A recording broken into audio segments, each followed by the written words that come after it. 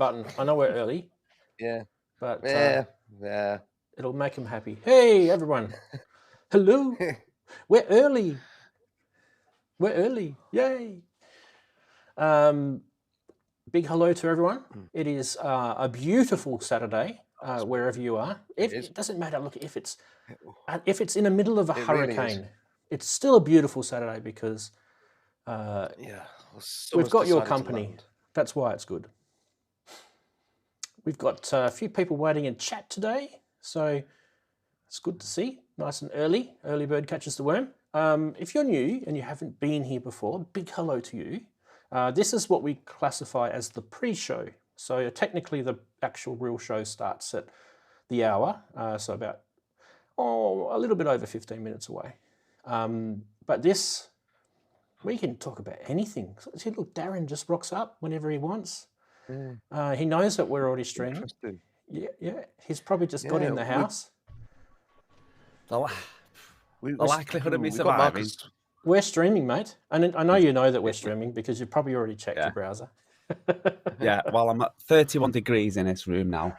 And the equipment, hey, we've got no aircon and the equipment's only just switched on, so I reckon it's going to pass 40. So I don't know how long I'll stay on. Is that all? Is that all you can come up with? 40? 27 in here. Is that it? Darren, 27. We don't have that. Darren, I was going to ask you something while I got you. Is this something that just happens to? Let me just double check what Darren's holding up. And on the other side of the world, I'm holding it up too. How the hell does that happen? How does that work? Hey? Ranzee, put me on. Ranzee, put me on. Ranzee, put me on. Right, Ranzee, put me on. Here we go. Ranzee, put me on. Ranzee, put me on. Oh my God! This was not rehearsed. I swear. No, it wasn't. It really. Honestly, it really wasn't. I walked past these in the sweet aisle at Asda this morning. I thought, it's got to be done. I can't believe that. That's mental. That is. That is absolutely mental. I went to my local supermarket, and this is like we call them Woolworths. You probably have got the Woolworths over in the UK, and they're like one of the biggest. Not anymore. We haven't. They're one of the biggest here. And I was literally just walking down the aisle, and I saw them like, that's the same thing that Darren has. What the hell? I'm just getting that. I haven't tried one yet. Well, open I've got one. No, I'm going to do this all through the show, just to piss everyone off. No, I'm not really. I'm just going to eat them.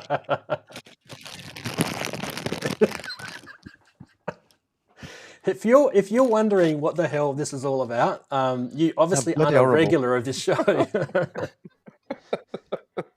Anyway, speaking of regulars, cheers. There's a bit of ginger beer there for me. Warsteiner. Oh, Warsteiner. Oh no, I'm just Warsteiner. I'm just tangoed out. Yeah. Well, I'm not driving the car later. I can have a beer. Oh, yeah. Ice cold tango. I haven't had a tango for a while. They're actually quite nice. I like tangos. We don't get them that easily here anymore, but they used to be actually a lot more available here. Hey, you might know we've done a deal with you anyway. We've done a deal, yep. You've sold your soul to the devil, yep. Or we've sold our soul to the devil. I mean, someone sold someone's soul, someone's devil. At least you guys have got someone you can trade with now. It's not just all pissing in the wind anymore, is it? Eh? I think we've done about 140 trade deals anyway. Yeah, you guys are doing good. I'm amazed anybody wants to trade with us at all. Yes, Suzanne, that is a Carlton shirt. Suzanne's asking me if that's a Carlton shirt. Yes, it's an Australian football club called Carlton. Yes, it is. They've got a big long history. I think 1860 something or other. So it's one of the oldest clubs in the world. I think we might be older than Liverpool. Liverpool's been around a long time. Do you mean the football club? I mean the football club. Right. Yeah. Okay. Darren's just brought his biggest fan in. His air conditioning unit. Yeah. Analog air conditioning unit. I don't feel sorry for you guys. You guys realise that this weather that you're having right now it's pretty much like this 90% of the year for me here, and worse. So which means you're used to it. We're not. Well, I hate it. It's 27 degrees outside, which means it's probably about 31 in here because my flat is in just underneath the roof, so it gets it all day. Oh, you'd get the heat, yeah. But in winter, you'd have it nice in there. In winter. In the winter, everybody else's central heating heats me up. You've brought a mate, Darren. Yeah. Come on, where's your ventriloquism? You're not supposed to move your mouth, Darren. Just cover your mouth when you're talking.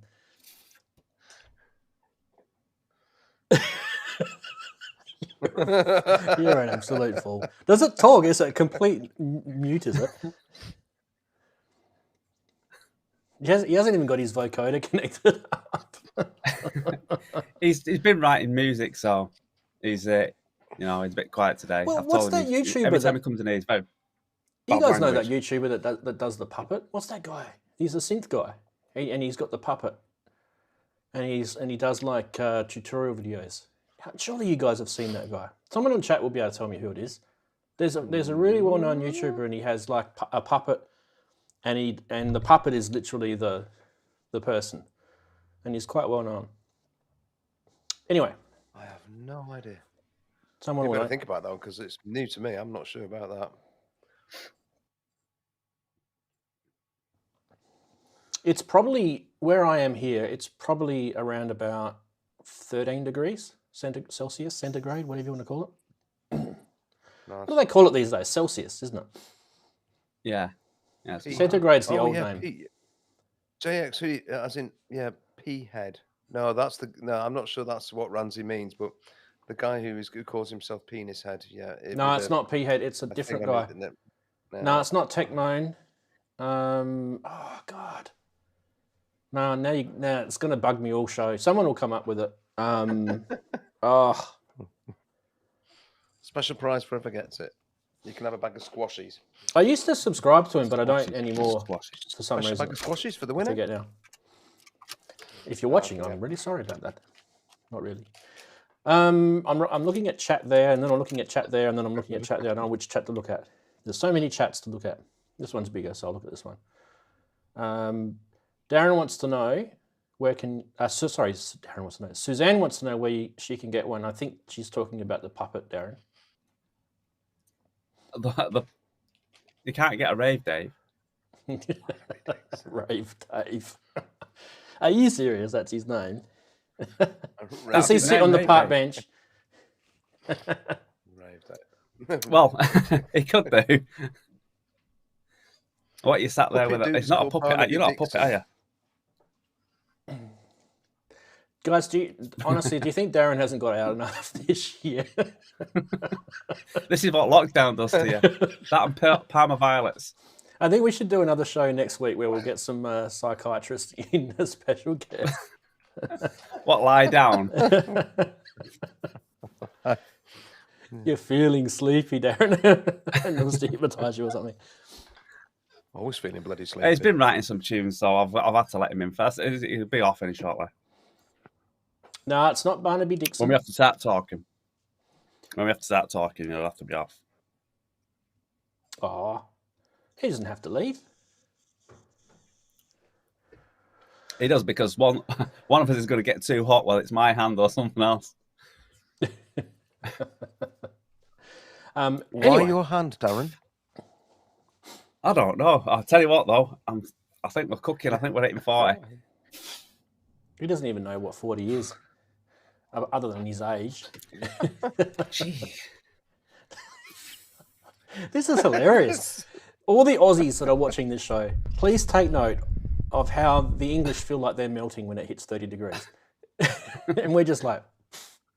22. You'll be right. 22. You'll be fine. You all right? When you melt, it's not like you're holding a Milky Bar in your hand.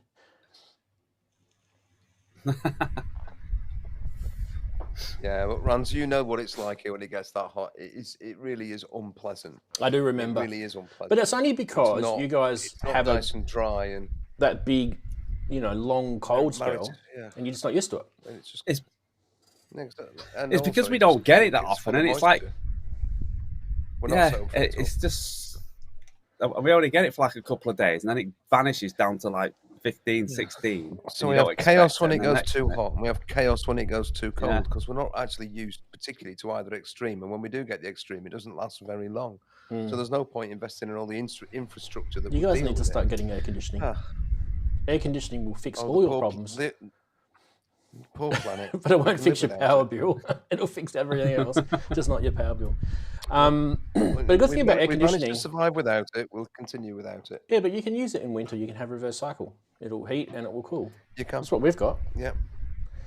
Yeah.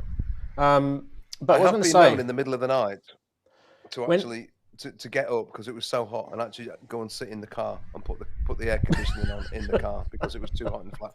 I have done that. Sat there in my dressing gown and in my gym jams in the car, just cooling down. Have you ever thought about taking your dressing gown off? That might actually cool you down a bit more. Yeah, I might be done for Look, when I painting a visual image. I know, I understand what you're saying. You probably didn't have your dressing gown on. You probably had your shorts and your singing on. Pants and a t-shirt, probably. Yeah. Look, the last time I was in London and it was a heat wave, and I'm going to sound like a misogynist at the moment, but I don't care. I remember all the girls coming out of all the office blocks and basically stripping down to their bikinis or bras or whatever it was and sunbaking in the parks. And I thought that was pretty awesome, especially when I was about 17, and that was a bit of an eye-opener and a jaw-dropper. A young, hot, red-blooded Australian 17-year-old male seeing all these stunning-looking English ladies, scantily dressed. Is Suzanne just putting another log on the burner? Oh yeah, she lives down down in the southwest coast. It's beautiful down that part of the world. It would actually be a lot colder down there. She would probably be, I would say 10 degrees or under down there. It's starting to get cold down there. Put another log on the burner. Lovely. We do actually, we do have sort of semi-cold weather in Australia. On the sort of east coast and then, Tasmania and places like that. Gets pretty damn cold. But I don't know because I don't live there. Anyway, how far have we got? We've got 5 minutes to go and we've been talking about weather and let's try one of these drumsticks. Let's see how good these really are. And Swizzles, if you're watching, I think you should leave some money on the fridge. What do you reckon, Darren? Swizzles need to sponsor us, don't they? Yeah, I think so. All right, here we go.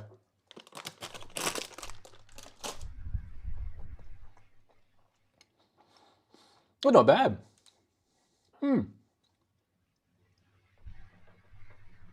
I definitely think they're okay. I can see why you like them. We have these, you probably got them as well. We've got these similar things called milk bottles. And you guys would have them. They're similar, except they've got different flavors on both sides, I'm guessing, so which kind of makes them a bit more special. You can get a few different flavors of those drumsticks. I've got the, I think the sort of soury apple and rhubarb or something, apple and something. You've got the original ones. This is just the normal one, yeah. What have you got there, Andy? Yeah. What flavour have you got? I think Andy's got the normal one as well. Just normal ones. What do you think, Andy? What's your verdict on the drumsticks? They do taste like the actual original drumstick lollies, but the texture of these things is truly horrible. They really are. It's the most horrible artificial thing. He's having another one. he hates them that much. He's having another one. Oh yeah, who's asking questions? I'll finish the bag off. I'm like, damn, once you start, you can't stop. Have you seen the price of electricity, says Gus? Yes, that's why I made the comment. If you get an air conditioner, the only thing that won't do well is your electricity bill. JX3D is saying that I should try Greenland on a hot day. I've never been to Greenland. I reckon that would be an awesome holiday, going to Greenland. Iceland. I've been to Iceland. I love Iceland. Been there quite a lot of times. My favourite place. I've never been to Iceland either. I've been to Skye. It's pretty close. It's getting close to Iceland. Look to go now. There's a volcano erupting, and I'd really love to see that. It's one of my bucket list things to see a volcano erupting. Even if it is a baby one that's going off. Even if it's like that. Sasquatch. Yeah. He said, I've got to go to Newcastle in the winter. The girls wear almost nothing. That's when you go out when you go out to the pub at night, that is. that really is actually true. When you're walking around the city centre of Newcastle on a night or at the weekend in the middle of winter, and you see the girls who have got coats on and jackets, you go, well, they're students, and the ones who are barely, almost, wearing just simply next to nothing, they're the locals. You can spot them a mile off. No, not at all. It is a sight to behold sometimes. If you're up there, big market, Newcastle upon Tyne, on a Friday or a Saturday night, but you do take your life in your hands. It's a mental place. Darren, who's actually getting the fan here? You or the puppet? Well, look at it. It's not a puppet. He's not a puppet. He's not a puppet.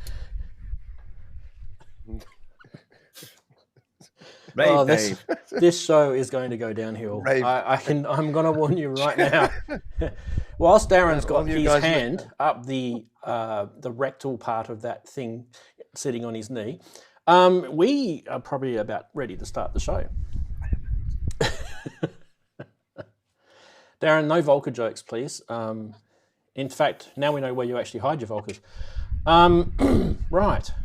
No one will get that unless they're a member of Synth Memes. Darren, he's getting angry with me. Yeah. No. He'll cut us off if you're not careful. Tell him I'll save him some drumsticks. Some squashes. Beautiful. All right, let's start the show. We're going to go to this.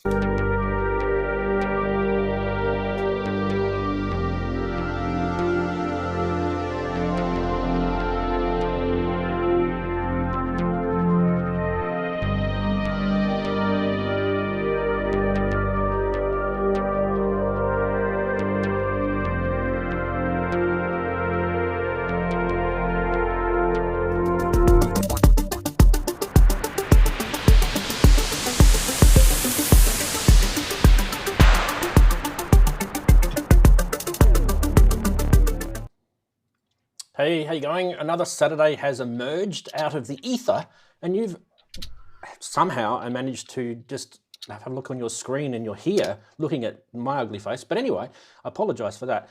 But welcome to the show, another show, episode 123. If that's got any sort of musical reference. If you're a roadie, you might like that one. Anyway, we shall get cracking. The subject for today's show is Right to Repair. And it's a world movement. We'll get into that a little bit later. I'm going to sort of teach you a little bit about some stuff happening if you have never, ever heard of that. But if you have heard of that, you'll be right up on all the lingo that's going on with this. It's going to be interesting. It's going to be more of a, like a bit of a chat sort of show this week. But I think it's important. And if you're a consumer of music tech, hopefully this will be something that might perk your ears. Let's say g'day to Darren and his guest. His guest left. Okay. Hi, Darren. How's your week been? Well, hot basically. Not been in the studio much.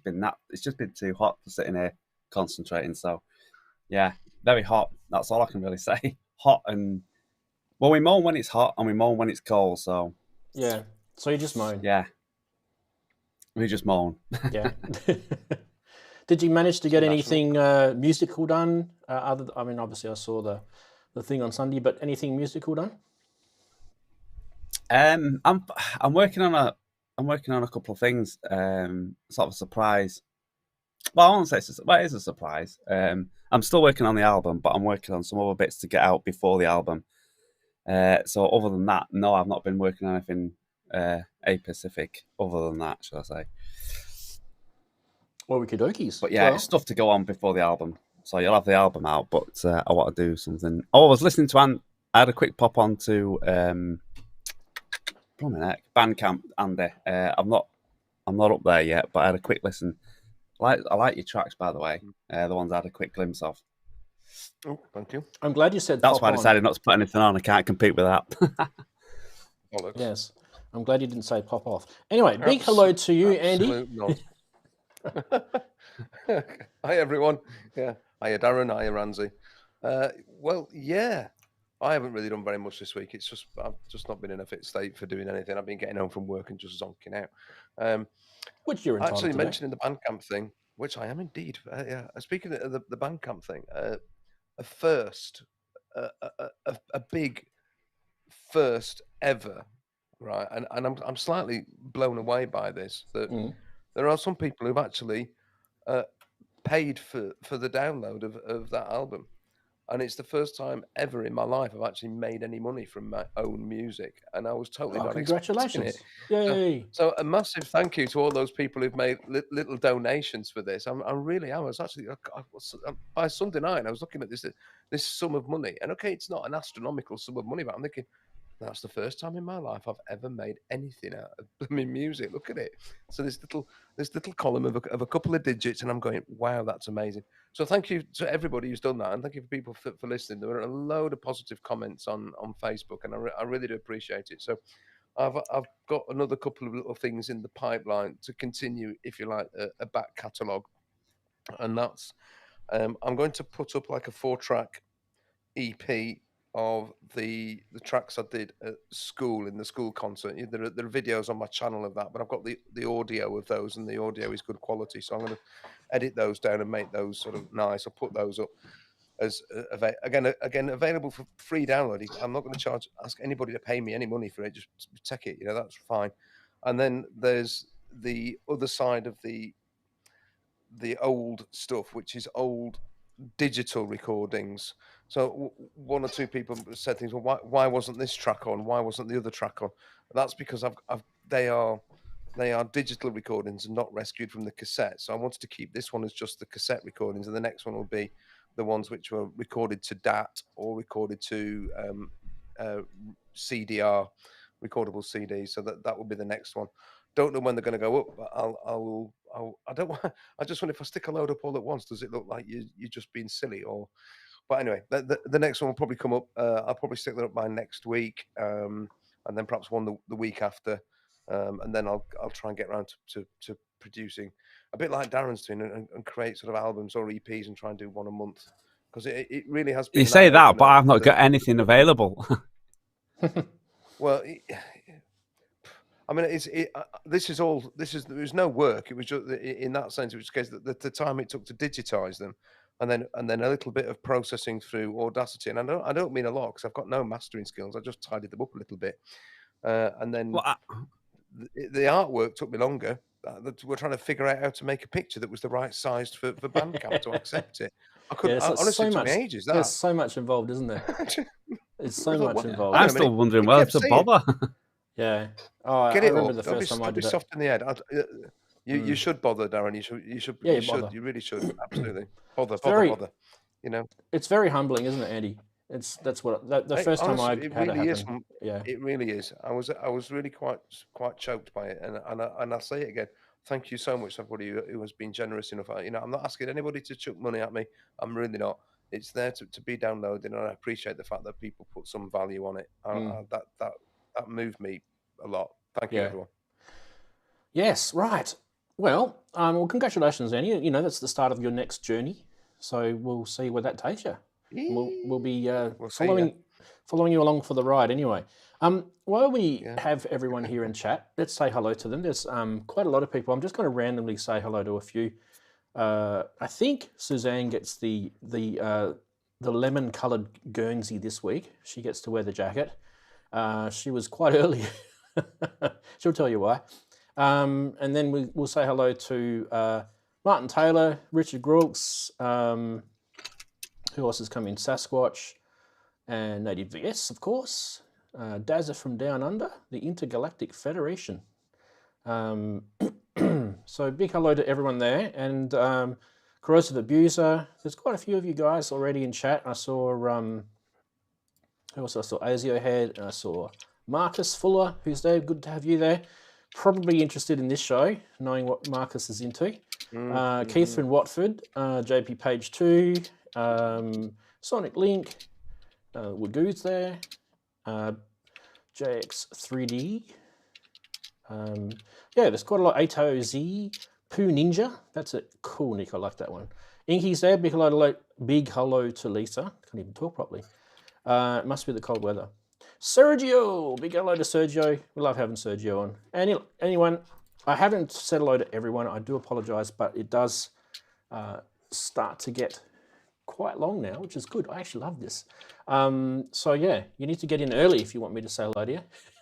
Now, just who's jumped in sort of late in the piece, we saw Marshall, big hello to Marshall there. He's been on the show before. So, and who else? QRDNK. Yeah, beautiful. Right. Let's get stuck into our regular segments first. So before we get stuck into that topic, please hang around. If you're new, you haven't watched my show before, we do regular segments, and there's only 3 of them. So hopefully you can grab yourself a beverage and enjoy this. First, we're going to do a bit of humour with Funny Side.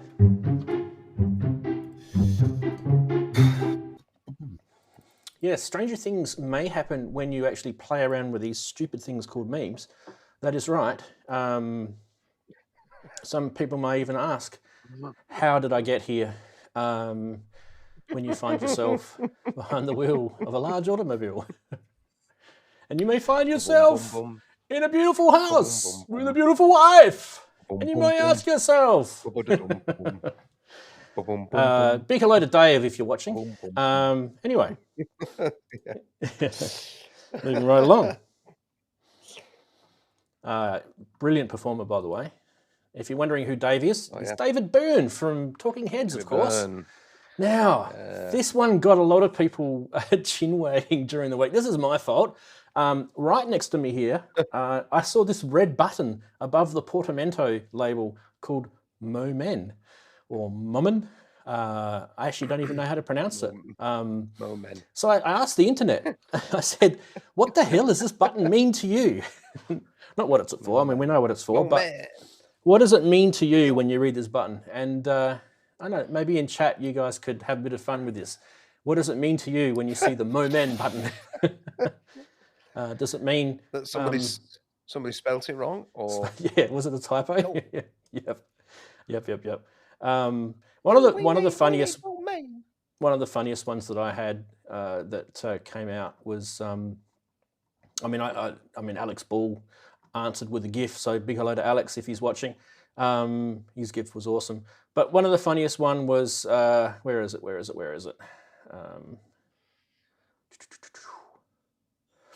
Push this to have a bunch of mustached men appear and listen to your doorless jam. I thought that was brilliant. Anyway, that's what the button's for, apparently, according to that guy. Anyway, so yeah, let us know in chat what you think of the Momen button. Momen means cotton in Japanese, according to Wagyu. Oh, there you go. Yeah, so you press that button and it produces cotton, or maybe it produces a string instrument. Haha, boom, boom. Shh. Right, let's keep going. What do we got here? We have this one. When someone asks to hear your music after seeing pics of your studio, you make the Costanza. What? The George Costanza face is like... Right now, practice at home the George face. I like that one. Probably because it's true for me. Right, moving right along. When you order Fruity Loops from Wish. People who don't know what Wish is, it's that pathetic, I don't know what you call it, some online store that everyone seems to buy rubbish from, thinking that it was something completely different to what they actually ordered. They have a really good name for themselves with that anyway. Okay, gentlemen and ladies, what did you think of the memes? What's your favourite for the week? Talking Heads. Muted, Darren. Probably. That was Rave Dave. I know he'd been messing about with a mixer. Yeah, blame Rave. Probably. Yeah. It's been doing some tracks, hasn't he? So he has everything up to 11. And just that's it. Probably the one with the studio. Look at the studio and then ask about the music. That's me. Yeah, I felt the same as well. Darren, we share that. The studio looks more impressive than the music that comes out of it. Exactly. Yeah. In fact, Andy, your reaction when someone paid for your music, it was actually probably more shock, right? That's how I felt. Yeah, exactly. What? You actually like this crap? No, Andy's music was really good. Oh. I'm not rubbishing. I'm talking about myself. That's not, yeah. See. No, I have to say I like the car in the window and the Talking Heads reference. Anything that references Talking Heads has got to be cool anyway, hasn't it? Yeah. Even if it was referencing it on a packet of sweets, I don't know. Is there a Talking Heads reference on there? Probably. Yeah, see, yeah, but what is it? Sour. Oh yeah, cherry and apple flavour. There, look. What's my name? Cherry and apple. All right, Yeah, we're going to do that throughout the show, I'm sure. Okay, let's get into the next segment. Actually, quickly, let's see what chatties have been saying. They're talking about Moment and the Talking Heads, and yes. You're so going to laugh if you get sponsored by the Squashies. Yes, it'll be hilarious. All right, excuse me. We shall launch the net stinger. Go. Yes, there's news this week.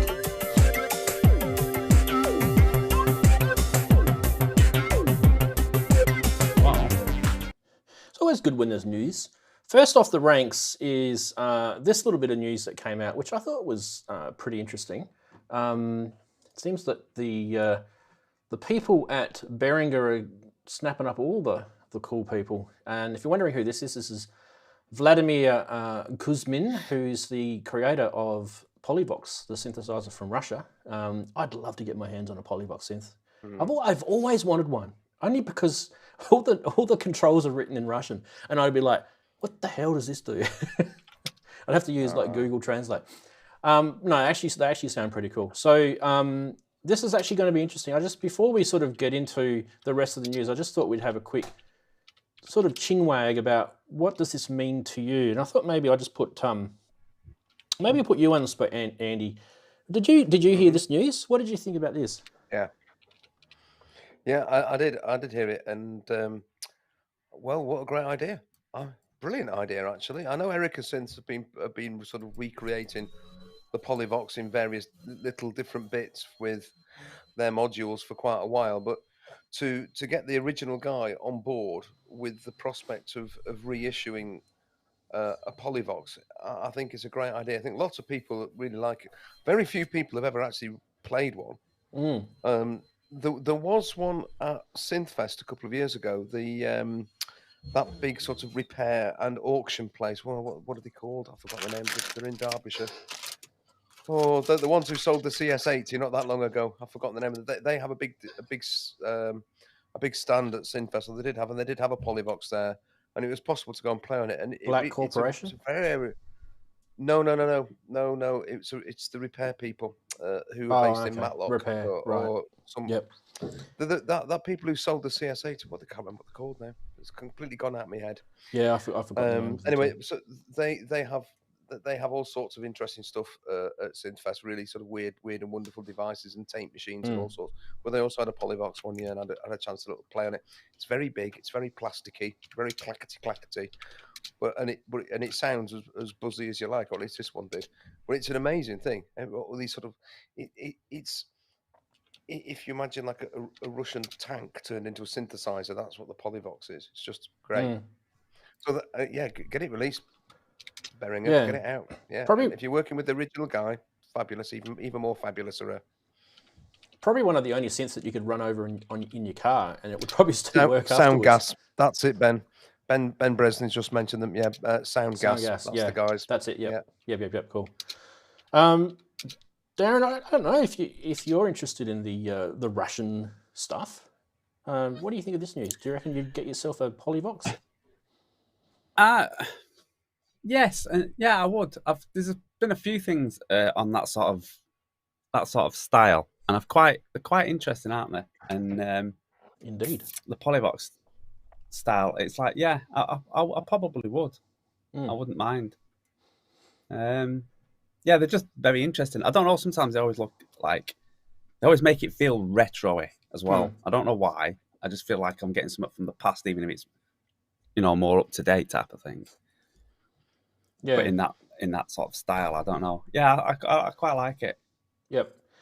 A different style, a different sound, a different way of generating sounds. That sort of stuff always floats my boat. That's for sure. All right, let's keep going with the news. Now, the next thing that we have is this thing, which is from EOWave.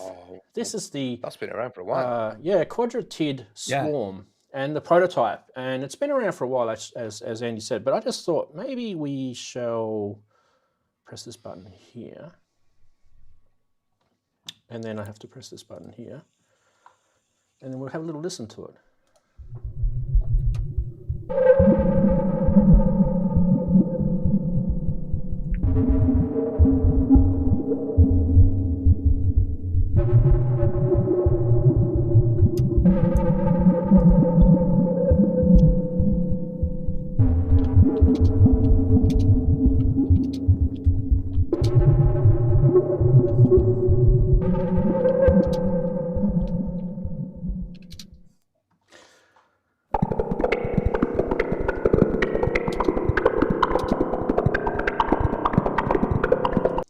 Give that a bit of a pause for the moment. Yeah, so interesting, this thing. It's semi-modular. Let's go and check out their Webus Pagerus. How can we do that? We can do that by pressing this button. So yeah, there we go. Bit of information for you. It's a 459 euro or 549 including VAT if you have to be slapped with that nasty thing in the fat tank. Yeah, triangle wave oscillator with a spread fold. I love that. I love that. That just, for me, that's like, take my money, bang. Just that first line. I've been looking at this for a while. I would really like this if it was battery operated as well.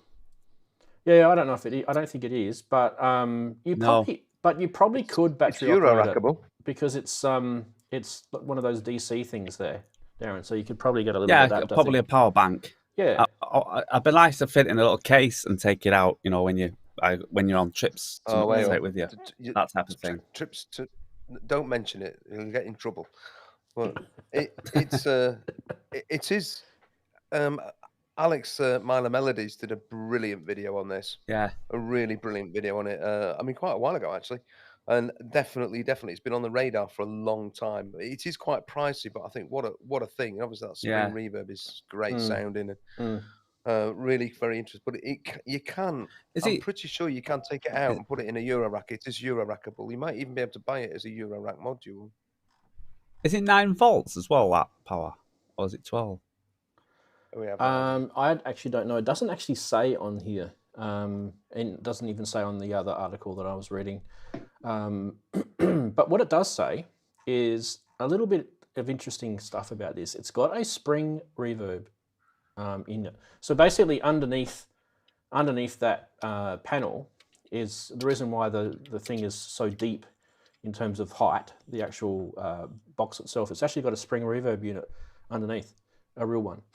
And also it has a dual analog filter, which is a 12 dB filter, which means that you're going to kind of get more of a sort of whistly, resonancy sort of sound out of it, which I like, a bit more grit. But it also has a dedicated attenuator and modulation options for the filter as well, so that's pretty cool. Both filters, I think, really bring the character of this thing out, and if you're wondering where the filter is, it's right in the middle. So it's kind of like the center, if you think about the way this is designed, in a sort of circular. I just wish it would be a little bit cheaper. Yeah. Because there's so many other things. There's so many other things on my radar at that price range. Yeah. Yep. Anyway, yeah. So the EO Wave. Yeah, we did. I think we did actually take a look at this a little while ago. Now the good news is they're available. So that's why we're showing it. So it probably wasn't available before, and now it's available, and I think you should check it out. If you're wondering, what's his name? I can't think of the guy's name now. The guy that did the no, I've lost my train of thought. There was a video done about this, and he's actually someone that Myla Melodies. No, it wasn't Alex. It was someone else. Sorry. Bugger it. No, old man disease. Brains are starting to fail. Anyway, let's move right along to the next thing. That was the EO Wave Quadratid Swarm. I don't even know how to say it. I'm having a shocker tonight. Right, here we go. Ranted. Yeah. Oh, yes. Some more small modules popped out from Create Audio. They're the guys that made the Nifty case. So Darren and me both have Nifty cases. And I thought this was actually worth showing. Look, I know I show a lot of Eurorack on the show, and I know it pisses some people off because they don't do Eurorack, but bad luck. No, look, these are interesting. So let's have a quick look. We've got the Captain Big O, which is an oscillator, of course, and we'll talk about that in a sec. And we've also got Mr. Filter, I like that, which obviously is a filter. So it's but it's got a little bit extra on it. So maybe what we'll do is we'll have a look at each one separately, but just to give you a quick overview,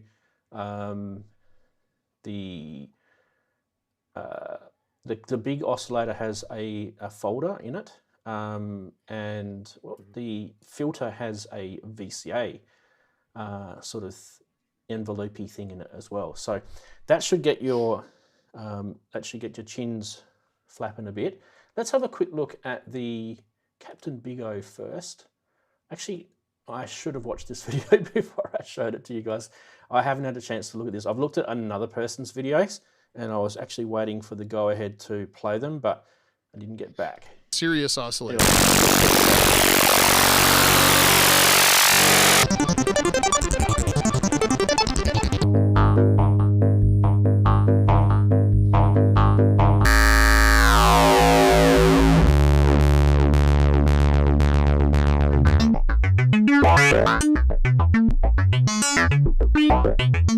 Many of the analog oscillators you hear in modular synths today are using the same off-the-shelf oscillators on a chip.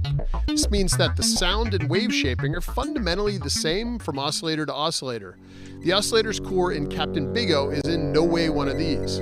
Captain Big O's oscillator is a completely unique design, made entirely from a whole bunch of 100% analog components. This gives Big O's sine, triangle, saw, and square waves a special sonically rich and warm fundamental sound that's like no other. Let's take a listen to some of these beefy waveforms.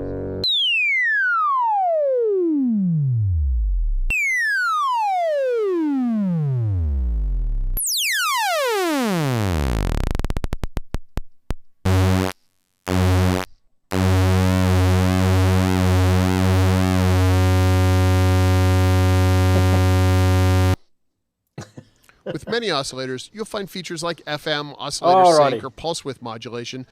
We're not going to watch 3 minutes of that. So that's the first one. So just plug that in the back of your mind. We're going to go, because this is about the two modules together, we're going to go check out the video now on the Mr. Filter. Okay. Here we go.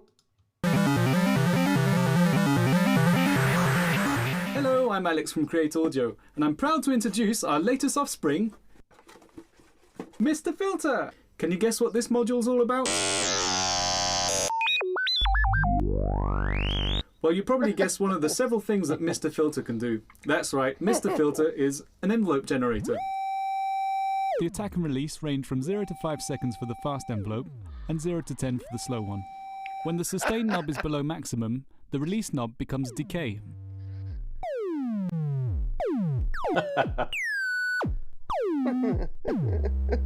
But that's not all that Mr. Filter can do. This module, as its name suggests, is also a VCA. That tunes the amplitude jack to modulate the amplitude with a CV or audio signal. Mr. Filter can also modulate himself with his envelope. Last but not least, Mr. Filter is a filter, but not any filter. Oh, It's a classic transistor ladder filter, in many ways the filter that started it all. It's the cornerstone of the East Coast style synthesis sound. Our design captures all the drive, the richness and the warmth you'd expect from one of these classic beauties.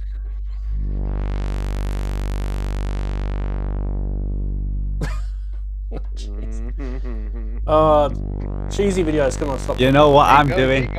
Keep playing it. Keep playing it. Oh, come on. You can't. You know This is what the I'm cheesiest doing? video in the world.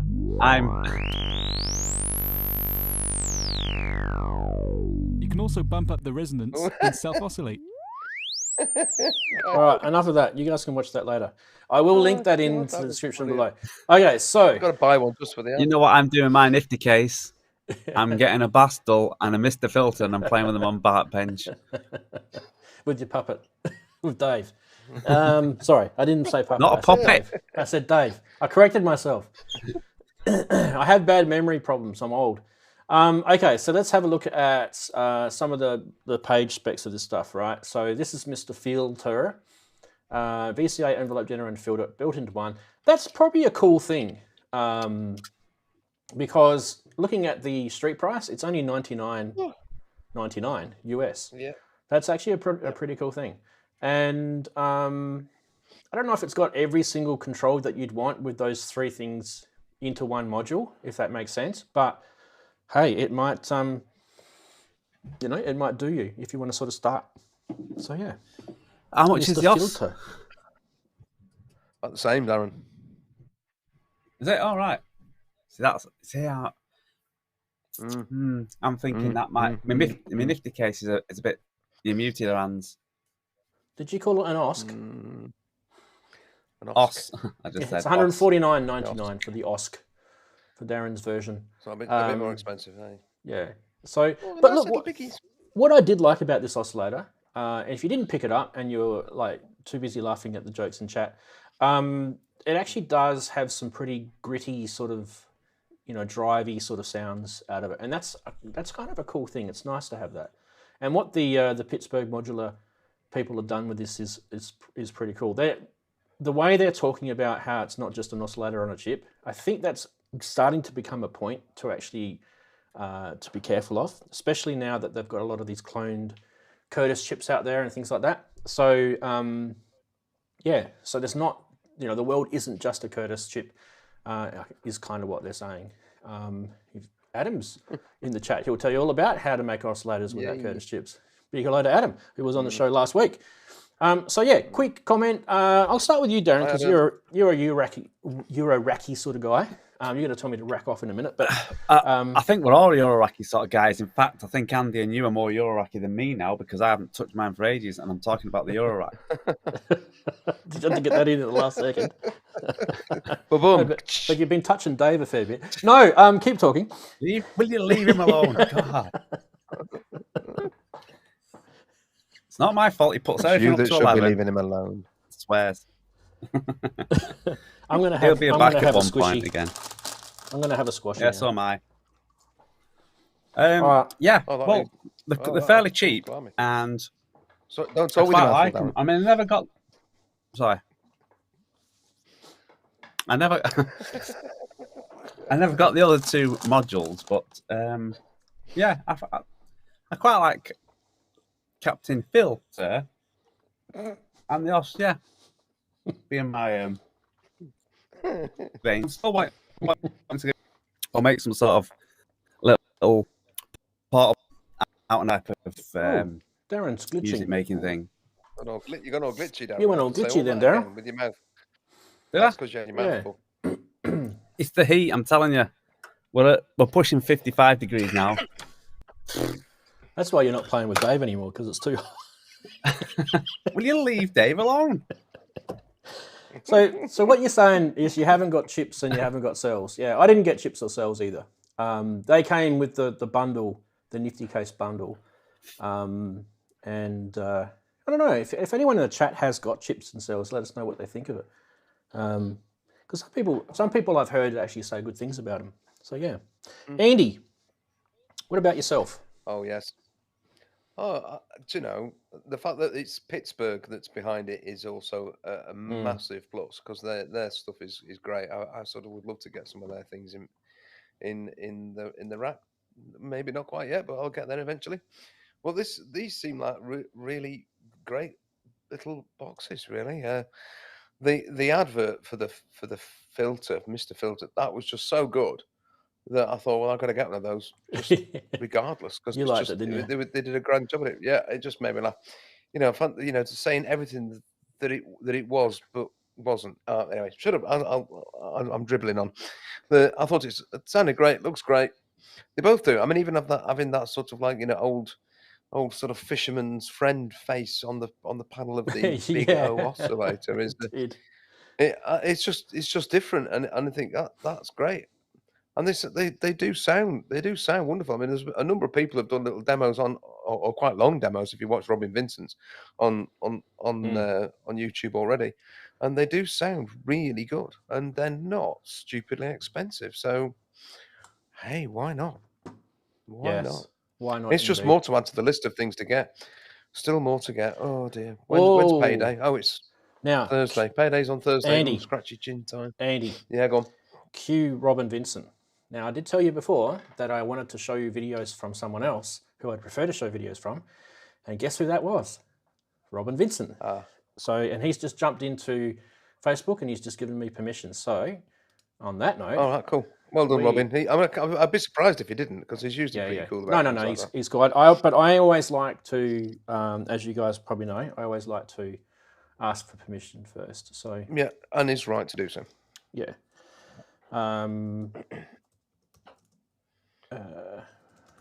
We'll just get his channel up here. Sorry, it's going to take me a couple of seconds just to get these up because. Shall we do the jamming with the Big O? I think the jamming with the Big O was a good one. So if anyone doesn't know who this is Molten Music Technology YouTube channel. I will link all this into the chat in a sec. This is Robin Vincent's channel, and this is his video when he's jamming with the Big O. I'm not going to watch all 19 minutes of it, but you get the idea.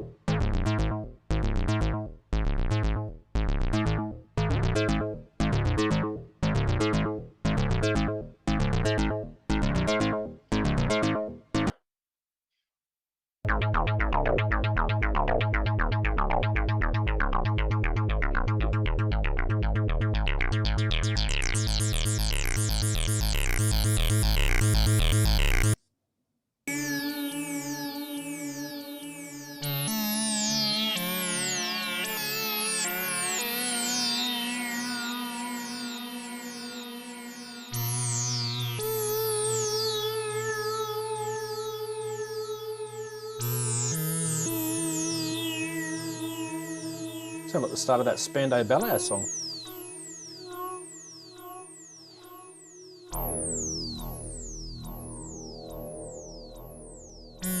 I really like this. This is a good module.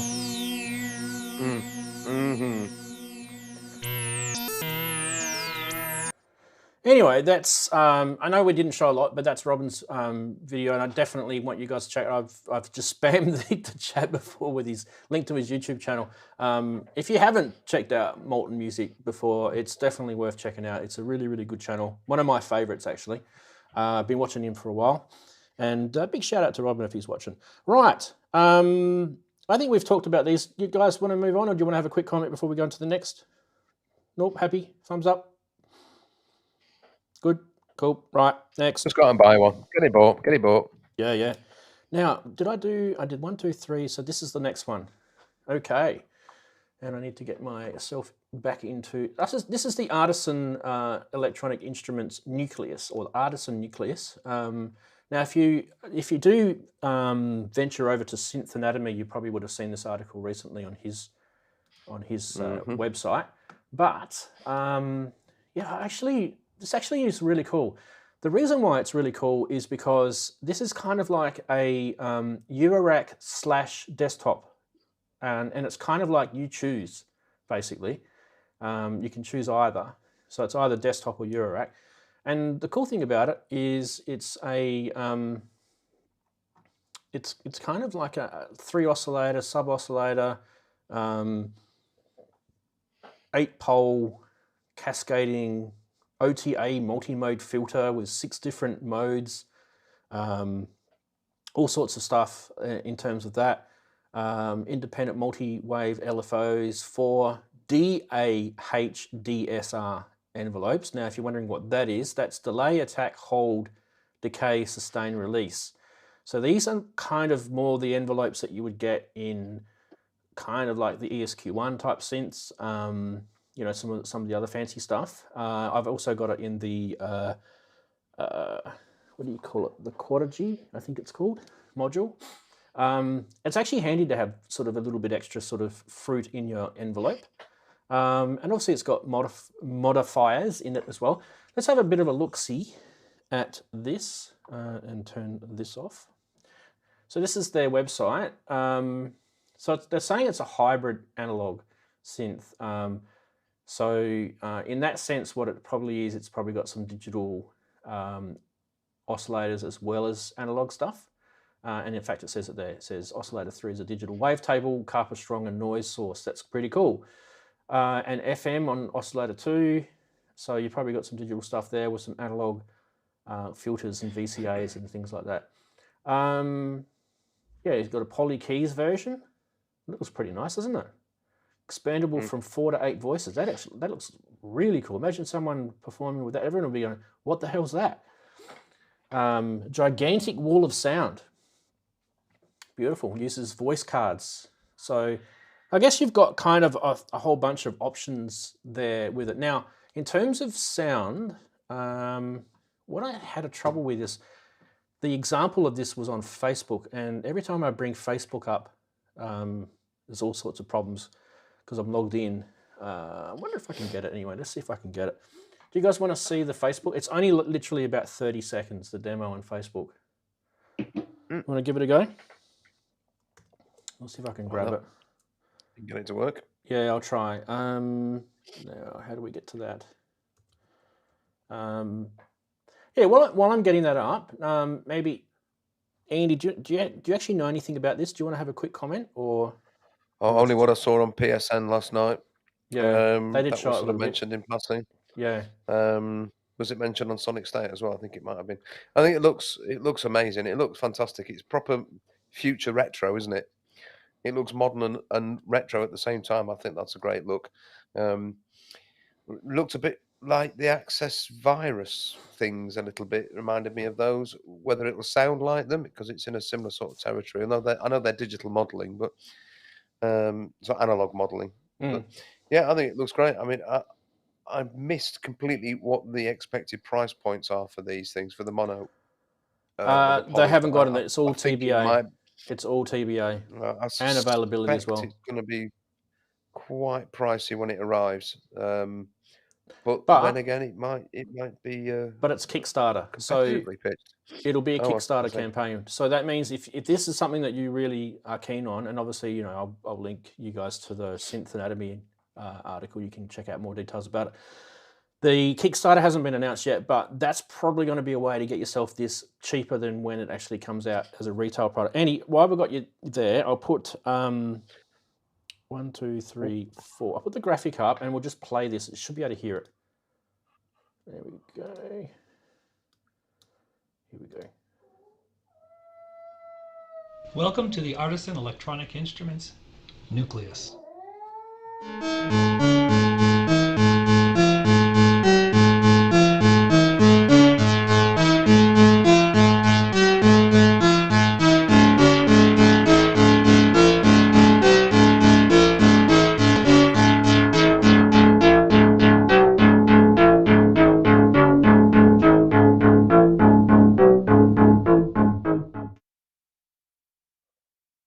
All right, that was a very, very short demo. Unfortunately, that's all I've got that I've been able to find of that as a sound snippet. Now, that was a 3 oscillator and sub with a 24 dB filter sound. So that's about all that they showed on that. on that Facebook video. Unfortunately, I can't show you the video, but I will link it. You guys can check it out. It's on the Synth Anatomy article anyway. I'll actually grab that now, and you guys can check that out if you're interested. Darren, what do you think of the Artisan Nucleus? Muted. Mute. Blame Dave.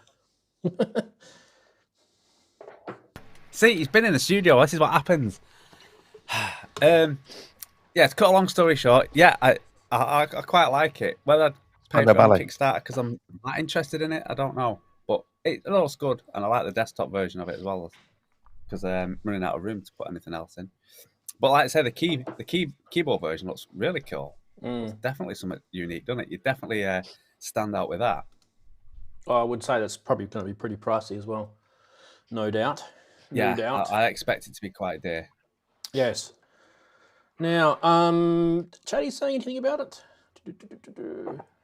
Well, Sounds I've nice. got something to say. I'm going to say that I'm going to have 2 bloody riffs stuck in my head now all afternoon. I'm going to have Once in a Lifetime by Talking Heads. And to cut a long story short, by Spandau Ballet. Thanks, Darren. It's going to go round and round and round and round inside my head. No, this is the start of that song with the annoying mosquito sound at the start. Well, we had that earlier too, didn't we? From the earwave. Yeah, that's right. That was funny. Right, that's the news. So if I break out into song at any moment, you'll know why, and it's all Darren's fault. Oh, you just have to have a drumstick when that happens. Okay, we have one more segment to get through. And we're going to do this. We're going to do it.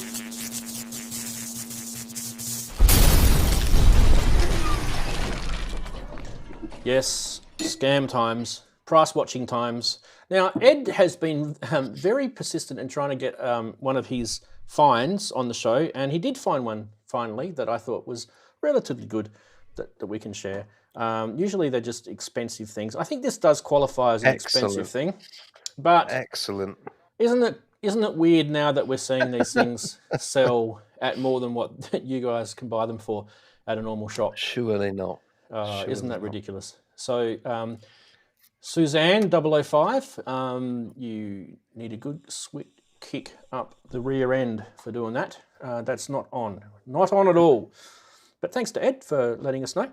Now, Andy, who's actually in the chat, if you're wondering who Andy is, that's Synth Addict from the US. He's been sending in quite a lot of these things. And this one is the SP1200. Geez, these are getting some serious prices now. Look at that, 10 grand US for an SP1200. That's a sampler. It's a 12-bit, 8-bit, 12-bit sampler. I think it's a 12-bit sampler. Now, if you're wondering, these are kind of topical at the moment because Isla Instruments have made a remake of this plus, heaps of extra stuff. It's probably a much cooler product, more modern, everything, but it still does what this originally does. And it's definitely not 10 grand. So yeah, you might want to check out Brad at Isla Instruments. I should be getting mine, I don't know, sometime this year. I actually did buy one, but there's a massive big one waiting list for that. Hello to Brad, if you're watching. Okay, what else we got? This one also from Andy. This is the, hello to Alex if he's watching. He loves his System 100. I love System 100. Yeah, jeez, look, these are getting expensive, aren't they? Yeah, they are. I don't know. I actually probably not a rip-off. I don't think this is that bad, this price. I actually think this is pretty good. And the postage is probably about right too, because they're a bloody big unit. Yeah, 6 grand would probably be about what people would pay. Because these are very rare, these things, and they sound amazing. So yeah, I agree with you. But this one probably would be a rip-off. This is a Korg Poly 61M for €1,000. And adverts.ie. Again, the M's are quite rare though. I don't know if you guys have ever heard of that website, adverts.ie. I think it's like a I don't know where it is, somewhere in the European region because it's euros. It'd be some sort of classifieds website. I've never actually heard of that before. But yeah, I think someone on Gearspace posted that one. So big hello to Gearspace if they're watching. Recently renamed, appropriately I should say, as well. Yes, what's your favourite deal of the week? We won't say scam of the week. We'll say deal of the week.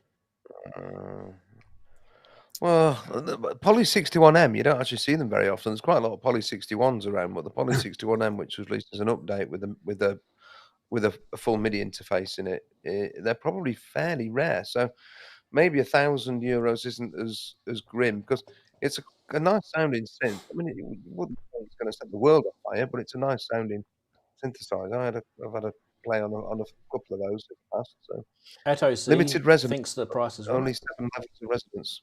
Yeah, I think the price is okay for that one. But really, as a vintage analog, because it is analog. But digital parameter access is a pain in the bum. Wagoo mentioned. Well, quite the Behringer's daft, isn't it? Wagoo You can buy mentioned one of those for 80 quid. I think we should mention Wagoo's comment in the chat too about Isla Instruments. They actually did a stream last night. I forgot to mention that they have updated the firmware on the new S2400. So yeah, I'm actually really looking forward to getting mine. It'll be it's kind of something that you can't keep being excited about, because I ordered mine back in October last year. So do you know what I mean? Like, how can I keep getting excited about something that I ordered so long ago? But that's just how it is. I guess eventually I'll get it, and that'll be cool. But yeah, I kind of feel most of those things that we saw in that price watch segment kind of good segue to the next our topic of the week, which is right to repair, right? And a lot of those things you probably could repair. Maybe not the well, no, you probably repair all of them, even the Behringer. Because the good thing about those newer Eurorate modules is that all the electronics is all they're open for you to muck around with. Yes, it's surface mount. Yes, it's a bit of a pain. You might need a microscope, but it is repairable. So okay, let's bring the topic up. Okay, so I think the best thing to do is maybe to first start off with a bit of information. Okay, so I'm going to sort of do a bit of reading, I guess, but yeah. So what is the right to repair? It's basically, as a consumer, wherever you live in the world, and the rights of the consumers differ slightly depending on what country you're in, but mostly it's pretty sort of around about the same. And what we're saying here in the world is there's a bit of a movement at the moment where we're kind of getting a bit sick of brands and companies building things that end up in landfill, and because they either make it too hard for us to repair or too uneconomical for us to repair because they've got too much red tape on the repair process, or they are forcing us by what they call it, peer pressure, or society pressure to upgrade our devices to the latest and greatest, and therefore we no longer love the old thing. So there's a whole bunch of stuff, and I'm going to kind of go through it all in a sec. But so it's basically what we're going to look at is it's not really just about devices that we personally can't repair, because it's also about people like Kent, Kent is sometimes in the chat. He's someone who repairs synthesizers. There's going to be a whole bunch of gear that's come out in the last few years that he won't be able to touch. And it might not be because he hasn't got the skill. It might be because he's not allowed to. It might be because of the terms and conditions or the warranties or anything like that. And so we're going to talk about that sort of stuff. So let's look at why this is a problem, and I'll kind of go into the other parts of it first. So basically, you paid for a product. You should own it. But do you actually own it? And intellectual property laws can differ depending on what product you've purchased, and it also depends on where you've purchased them. And some of them are international, some of them are local. And obviously, if we talk about phones and computers, they're going to be a lot more topical for this. But this actually does apply to certain synthesizers as well. And it might be the licensing of the sounds in it. It might be, let's think deeply about this, okay? If you can't repair something economically, it could end up in landfill, as I mentioned before. And obviously that's an e-waste or environmental waste issue. And obviously we don't really want that. We don't want things to be thrown away. And we here, most of us are hardware guys, we love the retro stuff.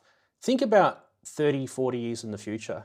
Some of this, like, I'm not going to pick on Roland, but how repairable would this be?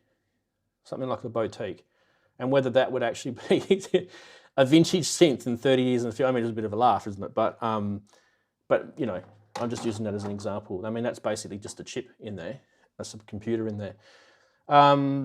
So the other problem is that products are being discarded prematurely, when often a simple repair could actually be something that could have made that product live another few years. And there's consumer pressure to have the latest and greatest, which is something that we probably all are guilty of at some stage. Therefore, we're creating a dumping of the older device. And this kind of like, we fall out of love with it, we're sick of it, we dump it, we get the latest and greatest. Obviously, phones are a good example of that. Laptops, phones, that sort of stuff. But synths can be. I know there's definitely occasions where I've talked to people and they will not hoard gear, they will move through gear, they'll buy it and sell it and buy it and sell it. In that case, that's not a bad thing because they're selling it, someone else is using it. They're not chucking it in the bin. There's also psychological barriers around warranties as well. So that's something that we need to look at. So who here has been told if you open something up, you'll void your warranty? Yeah, do you actually know that's not true? That is actually not legal. I didn't know that. That is not legal. There we are. No, even if they've got the sticker on, it's not legal. Depending on what country you are in the world, and I'm pretty safe to say in the UK you would have the same laws as us, in the US as well. That is not legal to do, to peel a sticker off and open something up to fix something that's gone wrong. What that is, that's a bullying technique where they're basically saying you must take this device back to us or our approved repair centre. And that's creating a monopoly. And that's actually against a lot of, what are they called, competitive consumer laws. So this is part of right to repair. This is actually part of the problem. Manufacturer also wants you to get their permission to do something to it. So that's not really legal either. So, and this goes back to intellectual property.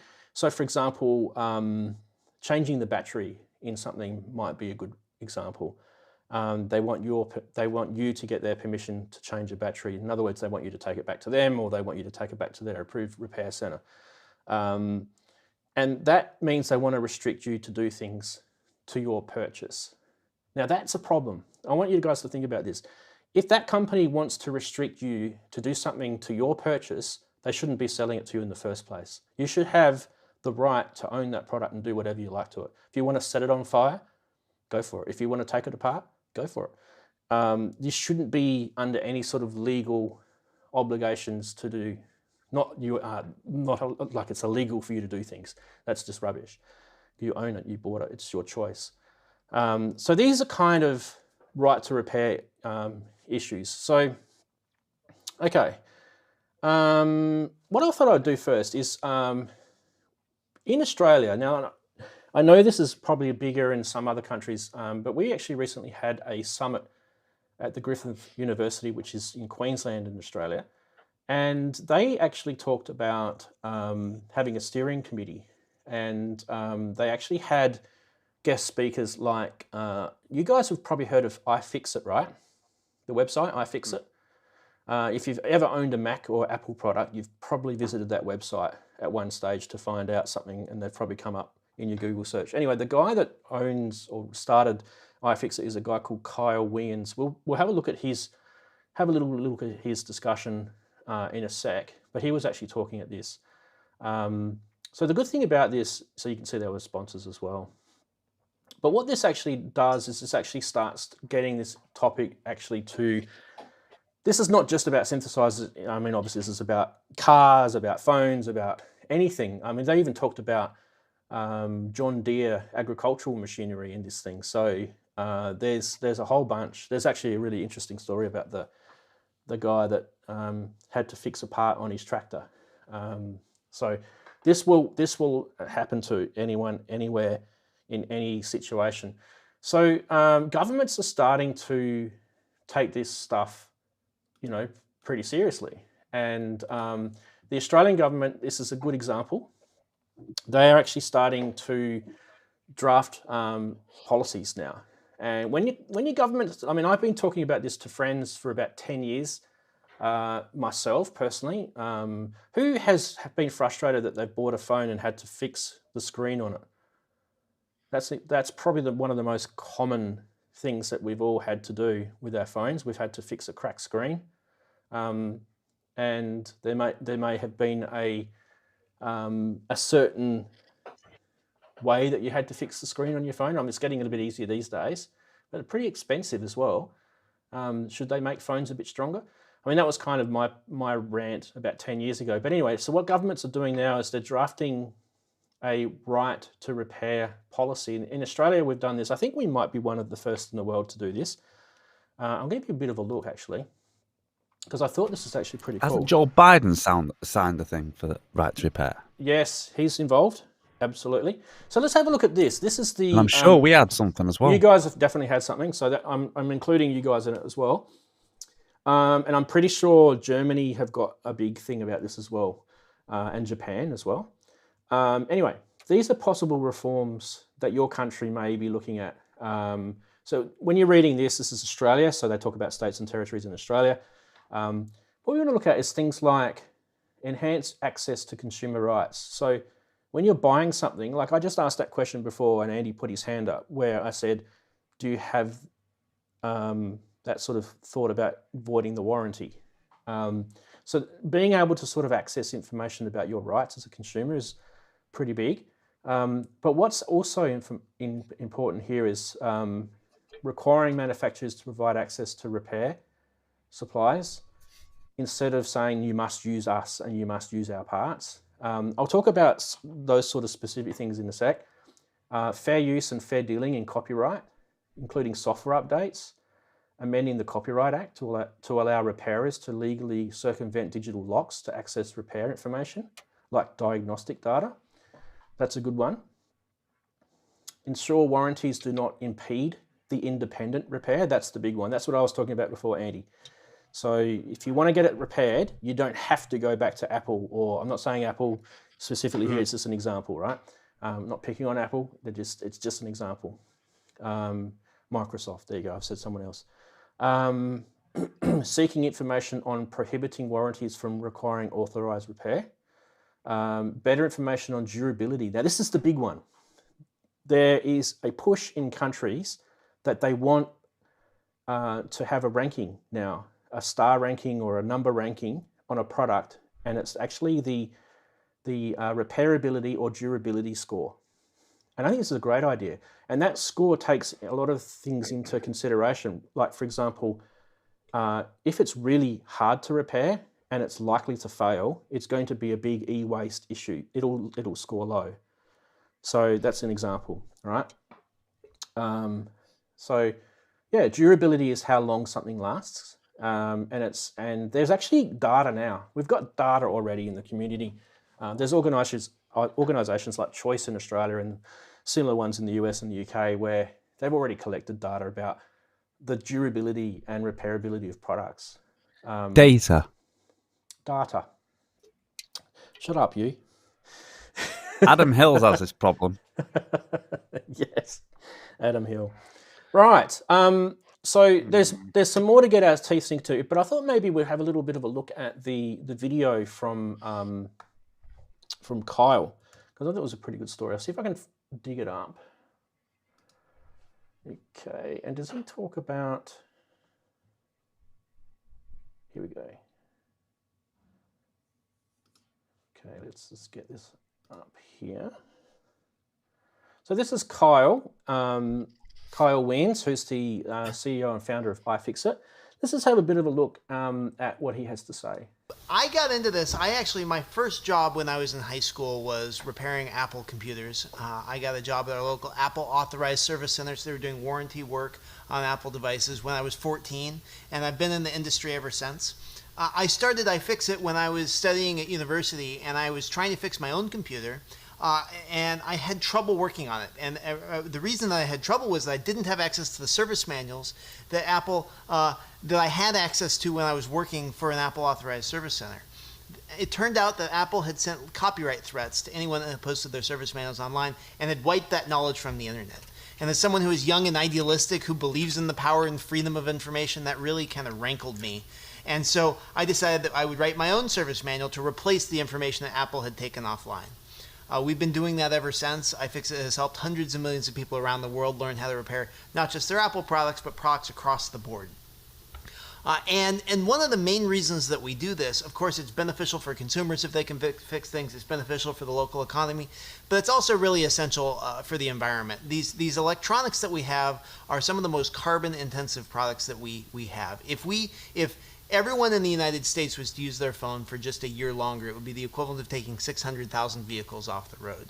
And almost all the emissions during the lifespan of a cell phone is not from you plugging it in and charging it off the wall. It's all embodied at time of manufacture. It takes a huge amount of raw materials, fresh water, carbon, raw materials dug out of the ground to make one of these things.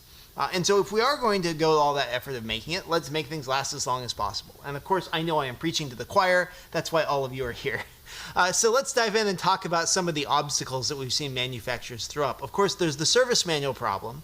And I know Tim Hicks is here and will be speaking later this afternoon. Back when Tim got his takedown notice from Toshiba, Australia, he was running this amazing website, sharing service manuals with everyone. Toshiba says, no, those are our copyright service manuals. They're only available to our authorized technicians. Well, now we're seeing manufacturers go beyond just the service manuals. They lock down access to parts. Apple, for example, won't sell anyone a battery for your phone. Samsung has special diagnostic software tooling for working on their smartphones that they don't make available to anyone else. John Deere has special software that their technicians have that they won't make available to farmers. So across the board, we see all kinds of these obstacles that manufacturers are throwing up there. Access to parts, access to tools, access to information, the ability to pair parts, trademark issues, patent issues. I mean, the entire intellectual property regulatory regime is designed to protect creators. Unfortunately, at the same time as electronics are making it into more and more products, they're interfering with all of our ownership rights. We have the things that we traditionally think that we can do with property. If it's mine, I bought it, I paid for it, I should be able to do whatever I want.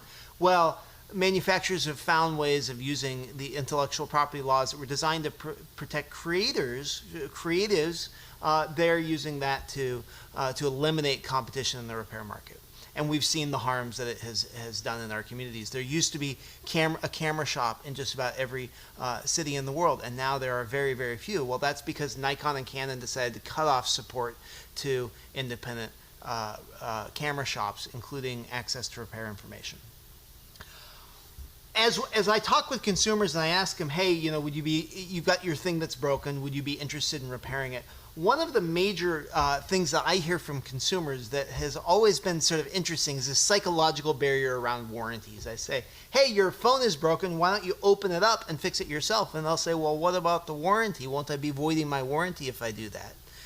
And I find this absolutely fascinating for a few reasons. One, it's already broken. If the warranty really mattered, wouldn't you just have already taken it to the manufacturer? Two, where is this idea coming from? Like, it has completely pervaded our society, this idea that warranties, you'll void your warranty if you work on your product. And I realize this is a country-by-country situation, but it just so happens in the United States, it's not legal to do that. It's not legal for manufacturers to void the warranty, but consumers think that anyway. And the reason is these warranty voided remove stickers that are in products across the board. It feels like they've been added to more and more products. Well, in the U.S., the Federal Trade Commission has started taking action on this. They sent notice to Microsoft, Nintendo, and Sony, telling them to knock it off, stop putting those warranty void remove stickers off products. And earlier this year, the Federal Trade Commission launched a website, reportfraud.ftc.gov, and they've said that those warranty void remove stickers are actual fraud. So that's the kind of thing that maybe consumer organizations around the world, and governments could get involved with, pushing back on manufacturer practices like that. And it's a psychological barrier that gets people to think, oh, I can't open anything, I have to take it to an authorized center. The manufacturers want you to go to them for permission to do everything, and that's not the way the world works. If they wanted permission for everything that you were going to do with the product, they shouldn't have sold it to you in the first place. They sold it to me, it's mine. I can do what I want with it. I can fix it if I want. I can break it if I want. I can paint it purple if I want. It's mine. If they wanted to restrict me from doing it, they shouldn't have sold me that product in the first place. And it's nice to see the U.S. Federal Trade Commission get more and more involved in this. We have heard a number of arguments from manufacturers opposing right to repair, and the U.S. Federal Trade Commission recently released a report called Nixing the Fix, where they went through and they systematically analyzed those manufacturer obstacles. And I can talk through all of them ad nauseum with you, but it's everything from cybersecurity to safety issues. And what the FTC found at the end of this exhaustive multi-year process was that there was no substantive data backing up any of the manufacturer arguments against repair. It turns out, this has kind of been clear to those of us working on the issue from the beginning, that these are all excuses. The real reason is we have a monopoly. It's very profitable for us. We'd like to continue having that monopoly. And we have to step back and say, is it in society's best interest for every manufacturer to have a monopoly on service of their devices? All right, I'm going to leave it there because I think that's going to just take up the rest of the show. And that's something that I'll link into the chat. You guys can watch the rest of that video if you're interested. Look, his talk actually does raise a few... I think if you've never ever sort of had your ears to that information, I think it should raise a few alarm bells in you. When you're holding a synth or a music tech product or a phone or a computer in your hand, we as musicians, we use phones, we use iPads, we use laptops, PCs, so that they are just as much involved in this as the Rolands and the Korgs as well. When we hold these products, one of the things that we probably should be asking ourselves is, how durable is this? Okay, so we get a 1-year manufacturer's warranty. What does it actually mean? Or we get a 3-year, what does it actually mean? Or can I take that void, if removed, sticker off the back of it?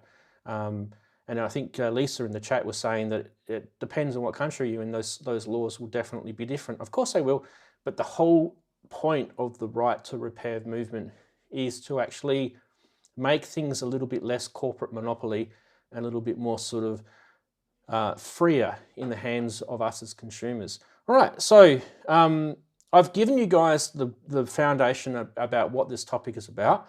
Maybe, does that sort of give you guys a bit of an idea of where we're going to go with this topic? Maybe I'll start with you, Andy. How does that make you feel when you kind of hear this? Well, actually, there was a lot there that I really had no idea about. I was one of those people that had bought fair square into the idea that if you opened it up, you'd voided your warranty. I thought that was just the way it was. I never really questioned it. I understand, it means if you open it up and start tinkling about on the insides of something and then you break it as a result, well, that's your own silly fault. But if it's already broken, now I've not been in the position of things going wrong within sort of periods of warranty. I think they're very clever with that. I mean, for example, I had it's behind me here, a Behringer mixer, and they were absolutely fine until the warranty had expired, and then they weren't. So if I want to get that repaired, I will have to take it to somewhere to repair it, and that sort of thing. I know electronics is going to go wrong at some point, but yeah. The question, I guess, for you, Andy, is that so you've got a lot of gear there. I mean, I've got a lot of gear as well. So does Darren, and so does everyone in the chat. Most of that stuff's probably out of warranty already, because a lot of it is just got a 12-month. Yeah. Like, let's look at your Korg Electribe there. Volkers, Electribes, not quite the MPC yet, but so what I guess is the question that we probably should know is, what are our rights now? It's out of warranty. What do we do with it? If something goes wrong with this, do we chuck it in the bin? That's e-waste. I think the whole point of this, Andy, is we're kind of trying to make people more aware of what our rights are as a whole. And I don't know if you know this, Andy, but I'll just bring it back to all of us so we can talk. But there's actually another law that a lot of countries have in their own jurisdiction. Some might not that are watching this, but I know that the UK does, I know the US does, and Australia does, and it's called a statutory warranty. And that is that the government actually implies a statutory warranty irrespective of what the manufacturer says. So, and it's basically, if that device has been manufactured in a way, it should last for example, your Electro, right? And say the warranties, I'm not sure what the Korg warranty is. I think they're 2 years, but so say it's 2 years, and then 2.5 years the thing breaks and doesn't work anymore. You could probably go to Korg and they'll probably say, no, it's out of warranty. We will fix it, but it will cost you. And here's the list of repairers that you can send it to. You could probably go to your government and say, well, 2.5 years should have lasted longer than 2.5 years. I spent, 300 quid on this. It's a lot of money. So I think that's the first thing. It's like just educating people what their rights are, and the right to repair is not just about.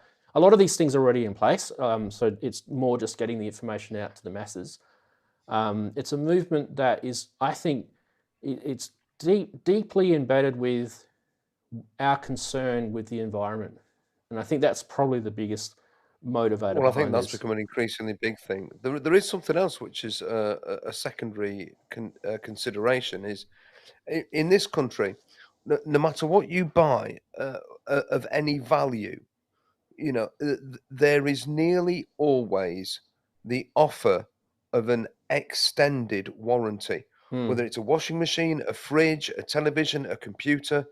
So, I actually refuse to buy a product simply because the man selling it to me was going on and on and on about this extended warranty and trying to get me to take out. It was only a fridge I was buying. I was buying a fridge.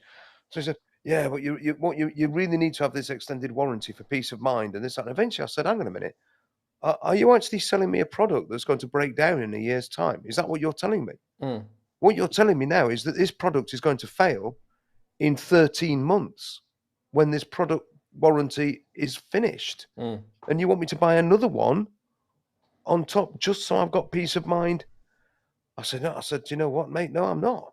I said, I've got no confidence in this product now. I don't want to buy this fridge anymore because I don't think it's going to last." I said, "No, I'm not buying anything. No, sorry, sell it to somebody else." And I got up and I walked out because I was so cross about it. But it's the same. You buy a car, and they're trying. If you're buying a second-hand car, you've got a certain amount of warranty on it, and they'll tell you you've got 6 months warranty because it's second-hand. And then you can have an extended warranty, and then you can buy one for 2 years, you can buy one for 3 years.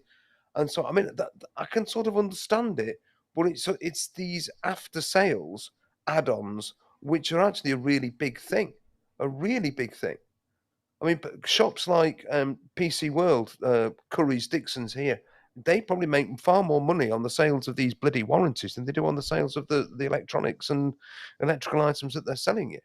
And I think that's also something that needs to be addressed, because it really gets my back up. That it really does. I think why aren't you giving me a 3-year warranty with this from the word go? Surely a fridge should last 3 years, shouldn't it? A television should last 3 years. My computer should last 3 years. Definitely, good point. Anyway, right. So that's my rant about it, because I am not ever going to open something up and try and repair it. I do not have the knowledge or the wherewithal to do that. I want to know that my product is going to last for a reasonable amount of time. You can't expect everything to last forever, but you should have some kind of peace of mind. Absolutely. Look, that's not. The other thing too, I should point out is, I know there's a lot of us here that actually are scared of opening things up and tinkering and modding. And I think Kent even said it last week. He makes money out of a lot of people who like to tinker with their gear, having to fix the things that they stuff up. That's not really what we're sort of talking about here. Understandable. It's more about, like, for example, I wish I could remember what it was. We were talking about something recently, which was a product that had a battery in it, and you couldn't get to the battery. They sealed it, and the battery. It was a music tech. Someone in the chat will remember what it is. The Junos were, weren't they? The Junos had the sealed batteries in, and the voice cards had all had sealed bits, and there's all sorts of things. They were like soldered in, I think, too, which made it even harder. You can actually fix it, but it requires a bit of electronic know-how. But yeah, I mean, like the fact that they're making something modern these days, and you can't actually replace the battery. So pretty much, that's what it was. It was those wireless. We were talking about the wireless microphones and the wireless headphones. That's what we were talking about. Do you remember? We were talking about how the batteries are built into them, and they're sealed. And once those batteries are dead, you can't. They get 5 seconds of charge out of them, you throw them in the bin, it becomes e-waste. So that's an example of making things irreparable. And so, you know, they will affect us. You will come across products in the music tech industry that will tick that box of irreparability or difficulty to repair, or even the manufacturer might actually place so many restrictions on how you can repair this thing. And Apple are good at that with their, you know, not good at as in doing a good thing, but good at it in terms of if you ever have to repair the battery in your iPad, it's actually quite a difficult thing. They've made it so that it's not easy for the odd person to do it themselves, which is why iFixit are around, of course. So, yeah, so, and the other thing, like, with this, I think, to do with us is one of the things that we are enjoying right now is a bunch of electronics that were made in the 70s and 80s, and Darren's got some behind him there, that still work. And a lot of the case, they still work probably from a wing and a prayer, but in some cases we've had them repaired. Like, for example, I've got an ESQ1, I've repaired the battery in it. Some people would have to go do that at a repair center. Other people like myself can do it ourselves. But the good thing about it is those products were made with repairability in mind. The question now is, do we have synthesizer products? I mentioned that, not picking on Roland, but this is just something that's sitting right in front of me. I showed the boutique. What's that going to be like in 30 years? Is that going to be in landfill, is the question. I hope it isn't. Same here. I really hope it isn't. I mean, they're actually well built, those things. They're nicely made. Whether the battery will last, it's the battery. It's always the battery that's got to be the problem, isn't it? The thing that keeps the memories in. You know, but... Yeah. So what are the chatties saying? I know that they've definitely been following along. I've been reading. Yeah, it's been busy. Yeah, been very busy. Can't keep up with it. Guys in the chat, give us your opinion about this whole right to repair movement. I mean, it's a loaded topic. It's a lot. There's a lot of layers in this. I kind of showed you some of them already. Your country will have slightly different take on this, but I think we're kind of, in a holistic way, I think we're all kind of on board. Like they mentioned Biden before. He's pretty big behind this. And I don't know how good that is or how bad it is. I'm not an American, so I can't comment. I've got a bit of a stupid prime minister here, so I don't know how well this is going to go with us. They tend, the country that I live in tend to be, in my opinion, pro-corporation. So the consumer is probably second seat in a lot of cases. So this is a kind of a good thing. This is what I'm saying. When you get these things that are pro-consumer, it's a good thing. So Ian was talking about his 4-year-old Yamaha digital piano, and Yamaha replaced the keyboard. Yeah, there's been a lot of positive comments already I've noticed in the chat about Yamaha, or Yamaha, if you want to say it properly. Wagoo talked about... I'll mention... service manuals as well, being important. And do you remember, I don't know if you guys picked up that Kyle, I'll go back to you in a sec, Andy, but Kyle mentioned in his little, in his video, he talked about there was a guy, an Australian guy, who about 10 years ago, he had a website where he was putting all the Toshiba laptop repair manuals up. Do you guys remember that Toshiba used to make this laptop called the Satellite, and there was a few other little models. Toshiba don't make laptops anymore. They sold the business off to Sharp Electronics, I think. Anyway, so he had this website where he was putting all the service manuals up, and at the time he was given a legal letter to immediately take down the website, and it was like threats of legal action and massive, huge ramifications, and he got scared and took it all down. But what he didn't realize is they actually had no right at all to do that. And that's another issue. So while you guys are talking about how cool it is to have the old Roland and ARP and Moog and all these service manuals out there isn't every service manual out there available. Some companies have made them very difficult to get hold of, and that is another issue with the right to repair movement. So do keep that in consideration. Look at all the new gear that you've got right now. Is there a service manual publicly available for that? So let's say, I'm not going to pick on anyone in particular for any reason. This is just pure random. Let's pick on Novation Base Station 2, right? Nothing against Novation, love the company, everything. So not a stab at them, but can you get the repair manual for the Novation Base Station 2? And can you fix it yourself? That's what we're talking about, right to repair.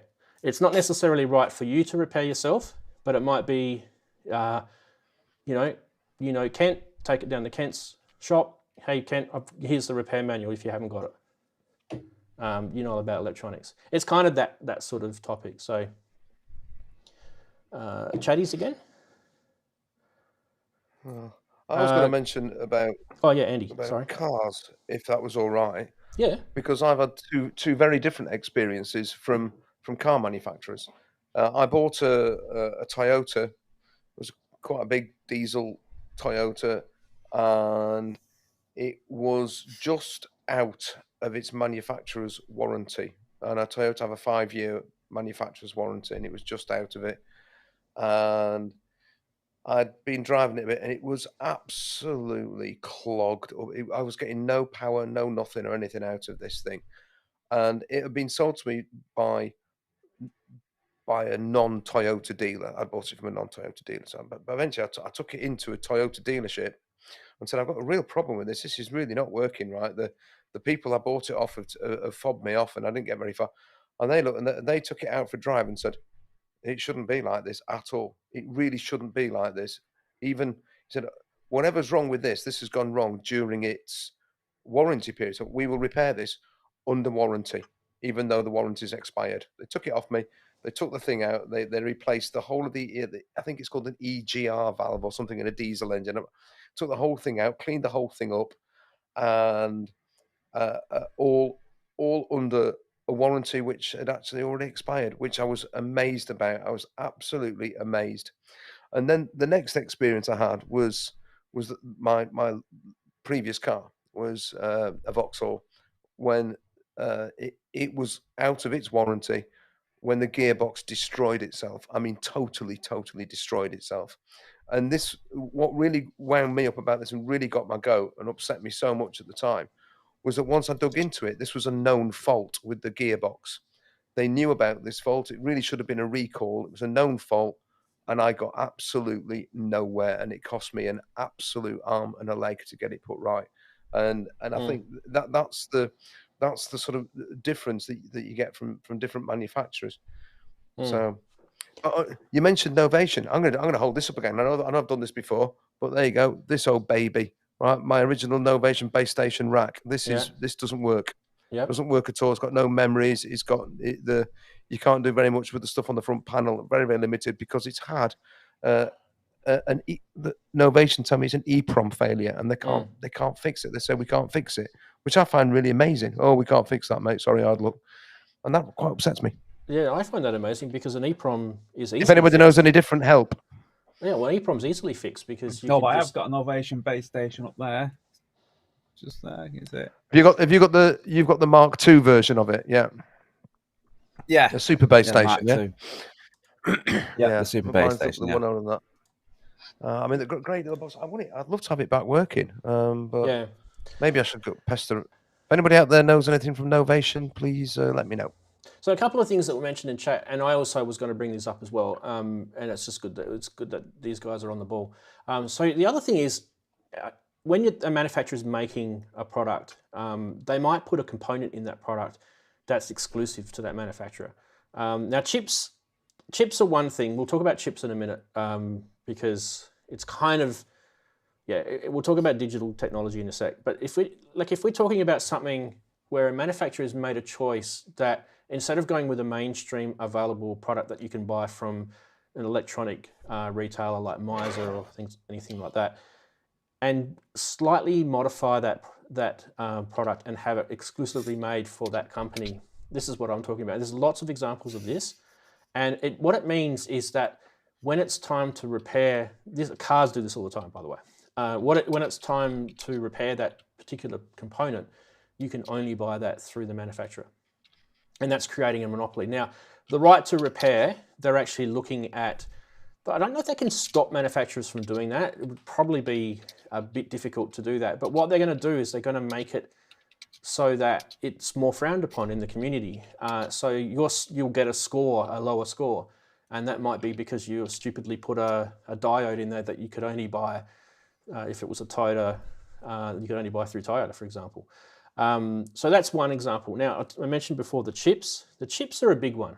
So the chips are a really big one. And the reason why chips are a big one is because there's so many different ways digital technology can be rolled out. They can be rolled out on standardly available EEPROMs and FPGA processors and digital DSP processors that you could get from any electronic retailer like Mize or whatever you call it. And then you could have what they call chip on a die, where they put a blob, and you literally have a circuit board and you have this big black blob on it, and inside that black blob is a custom-made chip. And the only people that you can get that chip from, an example of that, I keep saying it, sorry Roland, but there's an example of, not a blob, but there's an example of a custom-made chip. Now, this is where it comes to sort of grey areas in this whole thing. And I kind of personally have two views, and I'm kind of internally, I struggle with this because I can see both sides of the fence. One is the company that's invented that technology. Let's look at Roland, for example. Let's not pick on Roland. We're not picking on them. There's nothing, they've done nothing wrong, but they've invented the ACB technology, right? And they've put it on a custom chip. And you can only buy that chip from Roland. If that chip died on that JX03, I'd have to buy the replacement through Roland. Probably Roland would actually just sell me a new circuit board. They wouldn't sell me the chip. They'd sell me the whole circuit board, but that's just how they are. Now, if they made that chip more publicly available, that means that people would be able to hack that chip, and then they'd probably be able to find out the technology that's gone into ACB, and that would lead then to their competitors stealing their intellectual property and intellectual knowledge. So this is where I personally think that corporations do have a bit of rights, and they should. So you've got to be careful. Like I actually do think like Roland are entitled to keep the ACB. People will disagree with me, but they invented it. They're entitled to make money out of that. If people don't like it, they don't have to buy it. That's our consumer choice. But I don't think government should ever be making companies open their doors to the point where they lose all their intellectual property. I think that's going a step too far. So when it comes to right to repair, we do have to be careful about what we're asking. I do agree that companies that have gone out of business, whose patents have expired, whose trademarks have expired, everything's all completely, other than maybe the issue of copyright. And they were talking about that in Australia with that document about the framework around copyright. So an example was the Alesis Andromeda synth. They, completely don't exist anymore. So, and there's lots of people who would love to continue the development of the firmware of that synth, and there's a really good reason for it, and that's because it was never actually properly finished. And it's a massive big synth world discussion happening about that for many, many years. So in that case, this is where I'm saying where I'm torn about this whole intellectual property thing. In that case, is it okay for them to release that intellectual property so that someone else can take it on and go with it? Like Axis Virus might be another example. They haven't made a synth since when? Like 2013 or something? So that could be another example. So what do you guys think of that as a little atom bomb to explode? It's hard, isn't it, to work out, what do we do?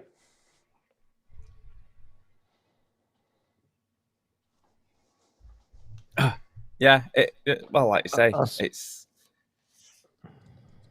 you've got to make it, the manufacturer's got to make it fixable, not necessarily to the person who's on it, who can't fix anything and just sticks a screwdriver in it and then wrecks it. But on the other hand, they do have to keep their, what they've spent all their R&D and everything on sort of safe. So I sort of see the two sides of the story. But I think it's been in the chat. I think I say while there's a warranty on it, you probably shouldn't touch it. But when the warranty is over, then yes, you should be able to go in or get someone to go in, repair that item, and be able to buy the parts that are needed to repair the item and not be restricted, and they should be made easier to repair. But I do know that the companies that are going to start making things, I think it's mainly on white goods at the moment, are going to make it easier to repair, have now said that because they're going to make it easier to repair, those items will cost more because they're going to have to keep a 10-year, a bit like they do with cars, 10, 15-year, parts for repair. So it's sort of swings and roundabouts, isn't it? We do need things to be more repairable because you don't want to be just like, the warranty's run out. Your best synth you've ever had's bust. You can't repair it because it's all locked in. But on the other hand, you don't want them to be making them so stupidly expensive because they're saying, they'll be using it's now made for repair and we have to keep all the parts, etc. For 10, 15 years, whatever it happens to be. So, there's two sides of the story. We want to be a nice balance in the middle, I think, of repairability, but not, obviously the manufacturers don't want to be losing out on all their, as they would say, secrets that they have built into whatever. There might be, like you said, there might be a time limit on those secrets too. I mean, copyrights run out, and like you say, patents run out as well. So there'll be. So we probably don't really want this topic to go down the copyright discussion track because that's another massive, huge Pandora's box to open. But what I will say though is that right now what we're seeing, like Andy's problem is actually perfect to talk about how he's got a base station, not a base station 2 base station, and it doesn't work. And his comment was that he got told by someone at Novation that they won't fix it, or they can't fix it because there's a problem with the EPROM. Now, EPROMs can be copied, they can be remade. It's just literally you can just use an EPROM writer, and you just need a laptop and a USB cable, and you can buy EPROM writers from your local, electronics store. All you have to do is have the source code. Marcus Fuller's said something similar. Yeah, Marcus Fuller's said something similar. And I sit there and I go, if I opened the bloody thing up, I wouldn't actually know what the EPROM was. That's the moment. But in your case, I don't know what it is. Andy, somebody else should know. Somebody else must be able to repair it. There's nothing. If There's it can nothing be made, to be. It can be unmade, and therefore it can be remade. There's nothing to be ashamed of if you can't open something up. That's not what we're talking about here. It's actually knowing now that you could probably ask someone else other than Novation, and you now are actually really what we're talking about as a victim of right to repair. You've actually been told by the manufacturer I would like to repair it. that they can't repair it, when actually, in fact, it's probably repairable. So you should probably hook up, with Marcus or Kent or someone like that, and before you know it, you probably have that thing working again. Yeah, but Marcus has said he doesn't have an EPROM writer or something, which, probably somebody like Kent will probably know exactly what to do. He could probably go, I could fix it in 5 minutes, which would be great if you could. It'd be fantastic. I could write the EPROM. It's just frustrating. I could do it here. I've got an EPROM writer. I could write the EPROM and I could send it to Marcus. You do have one. Well, so you've got an EPROM writer, right? Yep. But again, I wouldn't know what to do with that. I'd have to send the whole bloody thing. Yeah, all repaired. Right, me and EPROM. Yeah. So thanks. So this is what I'm saying. £600 for shipping. No, but what's happened to you, Andy? It's just kind of what I'm trying. This is why I brought this topic up, and I'm so glad that you're actually here. And this is not even rehearsed. I had no idea that you were going to say what you said about your base station. We're having one of those things, aren't we? I know. It was like first started with the drumsticks, and now Andy's It's all it's all because of the drumsticks. No, but serendipity. The whole point is that he literally just shut down after that. He asked Novation, can't fix it, and he's probably just done the old head dip and shrugged the shoulders and walked off with a hunchback, and felt bad about it. And and now he's probably like, ooh, maybe I can get this thing working again. So yeah, thanks to people in the chat who are actually doing their bit to sort of help me out with it. Again, I do appreciate it, but I think at the end of it, I am going to have to give it to somebody who really knows what they're doing with it. Yeah. But the fact that what you're saying means that this isn't a dead end. There is life beyond this problem, which is good to know. So Marcus, thank you very much for your guidance, for your tips, and likewise to Synth Addict for what he said. So Sasquatch is saying Have a dive through. Yeah, I had a look on there too. Actually, Sasquatch. I've actually got a link to them, and sort of. But again, I don't really know what I'm doing with it. Is the truth that my electronics ignorance. You know, just because I can drive a car doesn't mean to say I know what an internal combustion engine is doing. Well, I'd be the same. But here's the question. So back in what would have been 1990? When did the base station come out? 1988 or 19 somewhere around there? 93, 94, something like that. Yeah. Whoever bought that brand new, did they think to themselves, "Oh, this is going to last me 30 years"? I bet you they didn't ever think that. Oh, I never thought that. No, it was for £399 in 1994 or 5 or 6, whenever it was. You could buy an analog synth with 99 memories, or however many there were, with 2 oscillators and a 24 dB filter, which had got CV in and out and MIDI in and out. It was like a miracle little box, really, to be honest. Yeah. And it sounded good.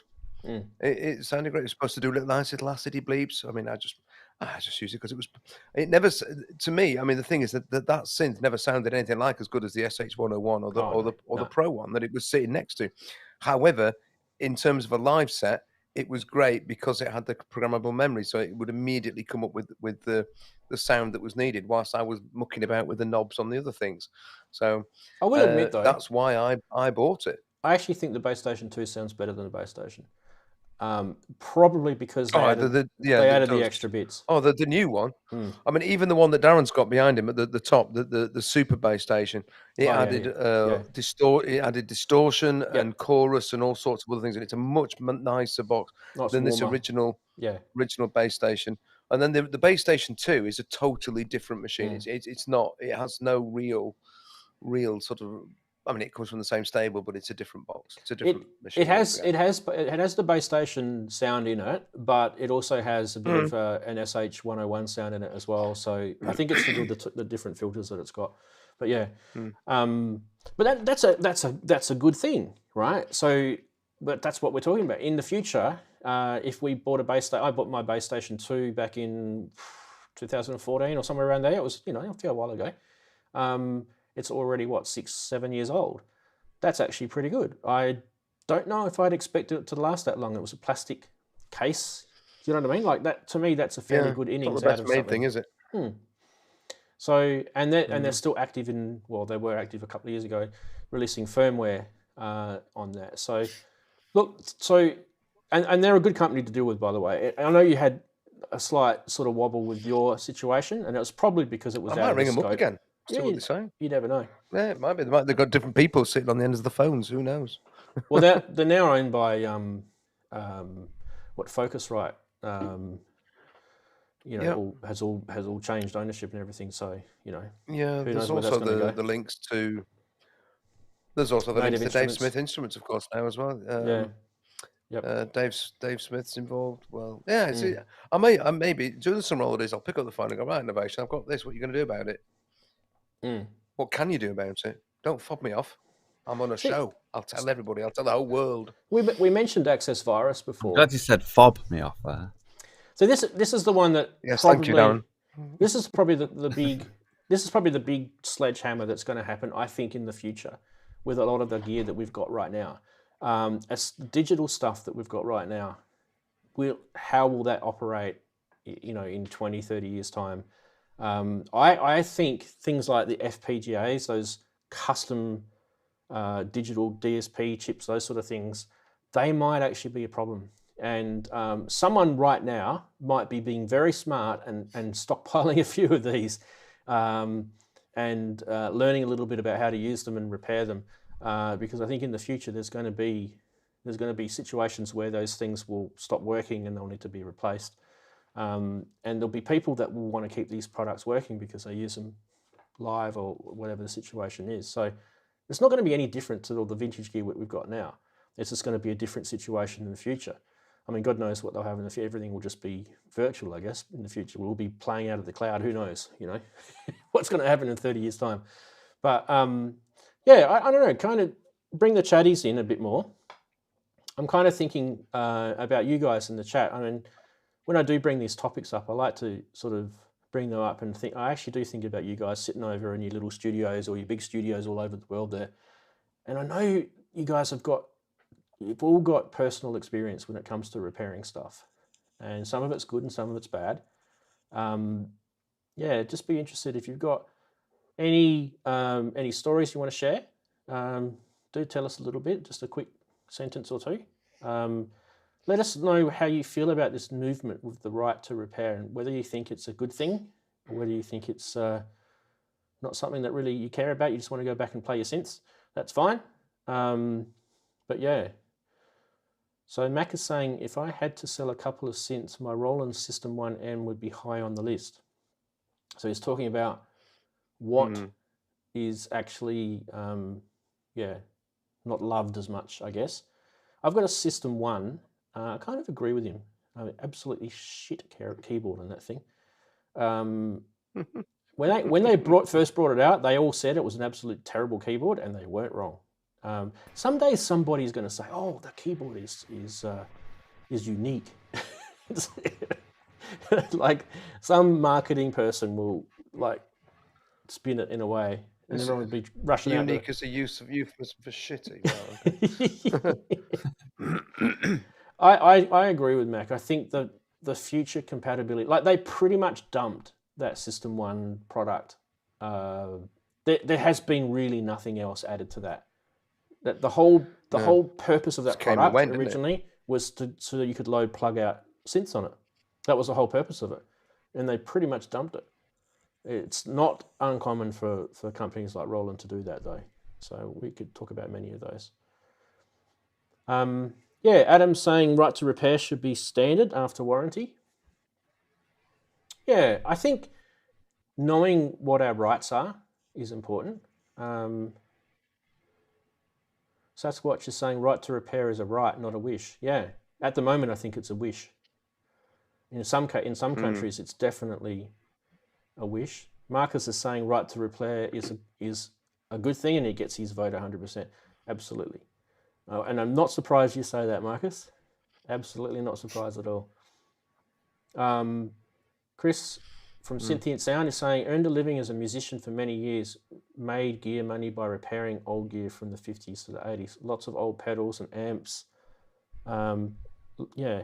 And I've noticed, if you actually haven't checked out Chris's channel, he's actually fixing up an ARP 2600 right now.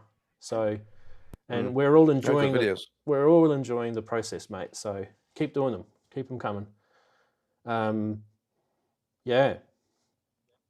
Oh, yeah, Native VS is saying, are we going to have a Mark Tinley various rant now? Exactly. What is that the Roland... What is a various rant? That's the Roland, is it the Integra? Is it the Integra or is it the other one? I can't remember which one Mark had, but there was a Roland synth that he had. I think it was the Integra. And it was supposed to be this thing that Roland would keep going. And they just dumped it, just like they did with the System 1. Yeah. So, and I don't know, it was probably about 4 or 5 years ago, wasn't it, Sasquatch? I think that, Native VS, I think they talked about, like, on its Sonic State, and Mark just, like, went off his nut about it. And he had every right to, I think. So Richard's talking about tiny screws that immediately, he's talking to QRDNK, but I think it's a good point, that immediately fall somewhere in the case and never found again. Probably short-circuiting those circuits, mate. Oh, those little screws. Richard, you're dead right. Oh, mate. We've all got those. How many times have we dropped those little screws? Even with the little magnetic tip on your screwdriver.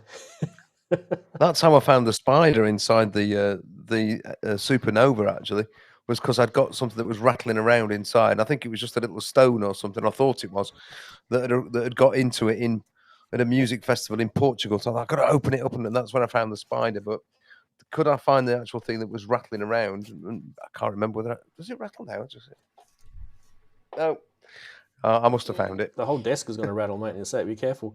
I was hoping that you didn't tip everything over just then. Mac's dropping a bit of a bomb here. It's a bit wibbly wobbly, but it's pretty stable. Guys, look at what Mac's saying. I'm thinking about moving to Asia, and if I do, I'm going to give up modular. Are you in the Terps, mate? What are you doing? What are you saying? You're like the modular king. You would be definitely the last person I would have thought that would have ever said that. Well, yes, Max had his whole Euro rack system up on eBay. I actually was going through it and I saw that. I thought, I'm sure that's Stephen's modular system that he's got on there. Well, yeah. If you're going to sell up and move, you've got to sell up the lot, haven't you? So, I know he's selling some of his gear. I didn't think he was selling the whole lot. Who's found dead spiders in their gear? Oh, Ian was talking about one. Me? Yeah, I found plenty. I have, yeah. I knew the dead spider was. You don't want to live in Australia and find dead spiders and then poke it and find out that it's still alive. It's not a dead one. No, quite. They play dead. Sorry. I can't move to Australia for that very reason. Oh, that's really sad to hear, mate. Stephen's saying he has to move. That and the heat. I mean, we can't cope with the heat now. Oh, he has to move. Oh, no. That's bad. Come move to Australia, mate. We'll look after you. Come move down here. There's plenty of you a lot living here. You'll fit right in. It's not quite Asia. It's Australasia. Yeah. I found a dead mouse. Very good intergalactic. Boom. Yeah. Daz is punching the punchlines. Isn't it way past your bedtime, Darren? Be after midnight. It'd be nearly 1 in the morning there, where he is. Yeah. Thanks for staying up. Yeah, that's the thing. Adozzi's brought up a point. I forgot to mention that. It's good that he brought it up. He's saying current day as in like today, is fragile. You can't even hold a chip without running the risk of frying it. He's put in brackets ESD. That stands for electrostatic discharge. So basically, you see guys like Marcus do his videos, and he's wearing a wrist strap, one of those little wrist straps that ground you to something, so you don't get the ESD. You don't zap stuff. You guys have all felt those little static zaps when you're at school. Do you guys ever used to do that? Yeah. Did you used to zap the bloke next to you with those? We used to have these chairs at school. They had metal legs, but they had like the chair itself was made of nylon, like a nylon plastic. And you used to rub your feet on the carpet, lift your feet in the air, and you'd be able to zap your mate next to you and get a nice old shock. Well, that's electrostatic discharge, if you're wondering. And that stuff will fry the modern day FPGA big time. Definitely a good point.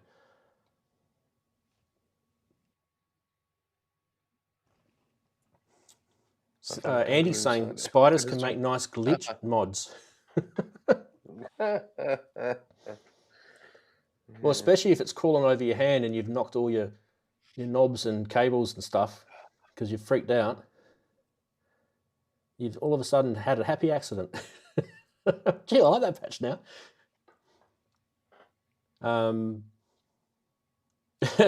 Chris is saying he found a bag of weed in an old 70s Electro Harmonix.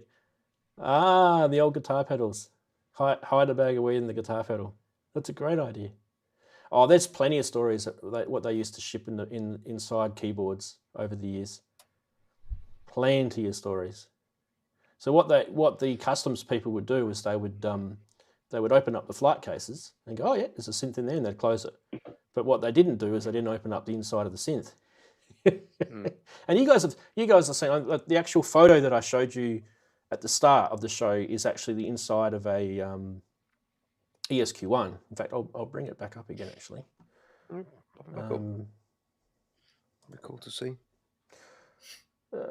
Shall I bring you the actual? I'll bring you the actual real photo instead of the. I don't know. I can't be bothered. I'm gonna find it. That is. Sorry. Yeah, can't be bothered. All these people turned up and you can't be bothered. Bloody hell. No, I just can't be bothered. Stuff you all. No. Sorry, I'm just trying to find where I put the photo. All right, why don't I just do this? You'll hear some music. Don't worry about the music. So that is the inside of an ESQ1, and look how much, just so much free space around it, right? You see the size of my hand and everything there. So they were great. The ESQ1s were great. There was a heap of room in there. There's nothing in it. It's nothing in it, exactly. You could put, lots of contraband in there. blocks of white powder. I'm not saying I did or anything, but you could, yeah. that sort of stuff happened in the old day. What, like bicarbonate of soda? Yeah, it's my talcum powder collection. That's okay.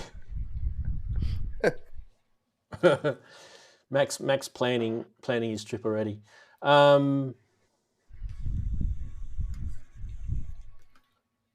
Kangaroo inside act as a jumper. Bad jokes from JX3D. So that's what you're saying. The worst he had was a hybrid amp putting out 230 volts on the input jack because some jackass had repaired the amp without using insulators on the output transistors. Yes. That sort of stuff will fry everything. Astalasia. Good on you, Andy. They're a great band. Saw them a couple of times. Daz is still cracking funny jokes. I think he's been smoking the ganja. Darren, you need to look at Daz's joke. I like Keith's joke. Keith's jokes are good. Spiders will connect your gear to the web. I like that. Earthing is your friend. Yes, exactly. Oh, look, I remember watching a video on YouTube where this guy was doing a live stream and he just did not know what he was doing. He was trying to fix something and he got a massive shock. And I don't know if you guys know a little bit about electronics, but that's not good. when you're mucking around near power supplies, they've got these big capacitors, big round cylindrical looking things, right? And he was mucking around near this power supply, and he'd done all the right things. He turned the power supply off. He pulled the cable out the back. He'd done all that, but what he didn't do is he didn't expect there to be a charge cell inside that because it's an older tech, and he literally put the screwdriver across the two by accident, just because he was poking in, and he must have been touching the metal tip of the screwdriver, and he just went, pew! He went flying. And I don't think that guy wanted to do any more YouTube videos after that. Well, no. Nice capacitor, Darren. I know. Can you hear this, by the way? No. Oh, I've got a That's not bad. I think I've got a thing on your audio though. I've got a filter on it, I think. What, a mute? You've been gated, Darren. Yeah, a mute. No, all fans will be gated. Let me turn the plug-in off. Hang on, here we go. Yeah, you can hear it now. All right. I've got RX6 voice That's running. not bad because it's only about 12 inches away. So Yes. Except England football fans, which will be ungated. Oh, wow. I saw the video. What the hell? It's awful. Oh, It's embarrassing, isn't it? Sorry, I shouldn't have mentioned that. But it I'm really glad is you mentioned that, embarrassing. actually. It really is embarrassing. do you guys remember at the start It's shameful. start of the show last week, in our little pre-show thing, I was talking about how you guys had your Euro game, and we also had Wimbledon, and so there was 1 out of 2 good results because, as you guys know, Ash Barty won the women's Wimbledon. I thought that was awesome. It's good. It was really good. Yeah. I mean, regardless of what the result was last week, it was what came about before the match and then after the match was just shocking. I mean, it just embarrasses me. Anyway, let's say no more about it. I shouldn't have mentioned it. Sorry for doing so. No, that's okay. We know it. Let's move on. I was just going to say we'll talk about something positive. Ash Barty, right? So, as you guys know, she's Australian. Obviously, that's good for me because I'm Australian. That's about the only thing. But no, the cool thing about it is that she's actually an Indigenous Australian. And the last time the lady that won Wimbledon in Australia was also an Indigenous Australian. I'll give you the name. Yvonne Goolagong. Yvonne Goolagong. Yvonne Goolagong. In 1980. Yep. Oh, you guys would have all heard that on the news, I'm sure. So. Oh no, one of my mum's favourites. My mum used to go on and on about Yvonne Goolagong. Oh, she was amazing. She loved Yvonne Goolagong. Yeah, she was amazing. Yeah. In fact, she played. She actually first played in Wimbledon in 1971, which was the year I was born, and I think she won a few. I can't remember how many times she won, but she won a few times. And the last time that she won was 1980. So she played for quite a long time. She's one of the longest successful tennis players in the world, actually. Not quite as long as Serena Williams. That lady has had some amazing achievements. She has, yeah. She'd have to be holding a lot of the records. The guys in the chat are talking about screwdrivers. Danielle's just arrived. Oh, there she is. She's late. Danielle's arrived. We're getting close to the end of the show. Anyway, what did you guys think of the topic today? Was that interesting? It's interesting. I've learned loads. Learned loads. I mean, obviously, repairing things is an issue that we all have, but the actual, I suppose, also the consumer rights side of it, which are by and large hidden from us. That's good to know about. So you can actually go, well, hang on a minute. You might say it's only got a 12-month warranty. However, our country has got a 3-year service, statutory service warranty or something you call it. That's good to know. I'm going to find out more about that. What the minimums are of that, because that's important. I do often feel we get ripped off with these sort of things. So and also all the tips about the Novation base station rack. Thank you guys for that. I shall definitely, once I'm on summer holiday in a week's time, I shall definitely be looking into getting that sorted. the long list of other things that need repairing in my household. Napalm, tell us why you hope Moog were listening. Tell us a little bit about that. Go, don't be shy. No one else is watching. Yeah, come on, Napalm. What's that? There's only 35 people here. Moog and servicing. Tell us a little bit more. I'm not being rude. I mean, like, tell us your experience, because I think it's important to know.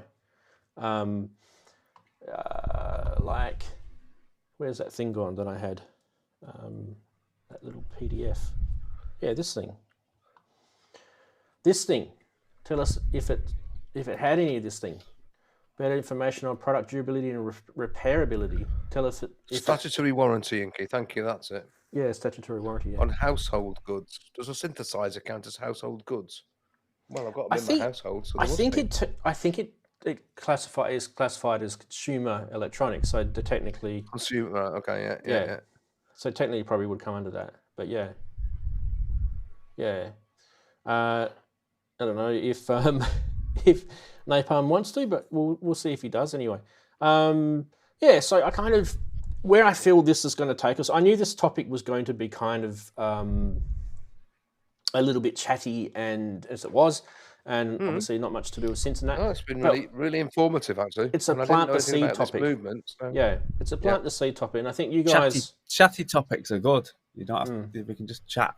We can just chill out and chat. Hence the word chatty topics. Exactly.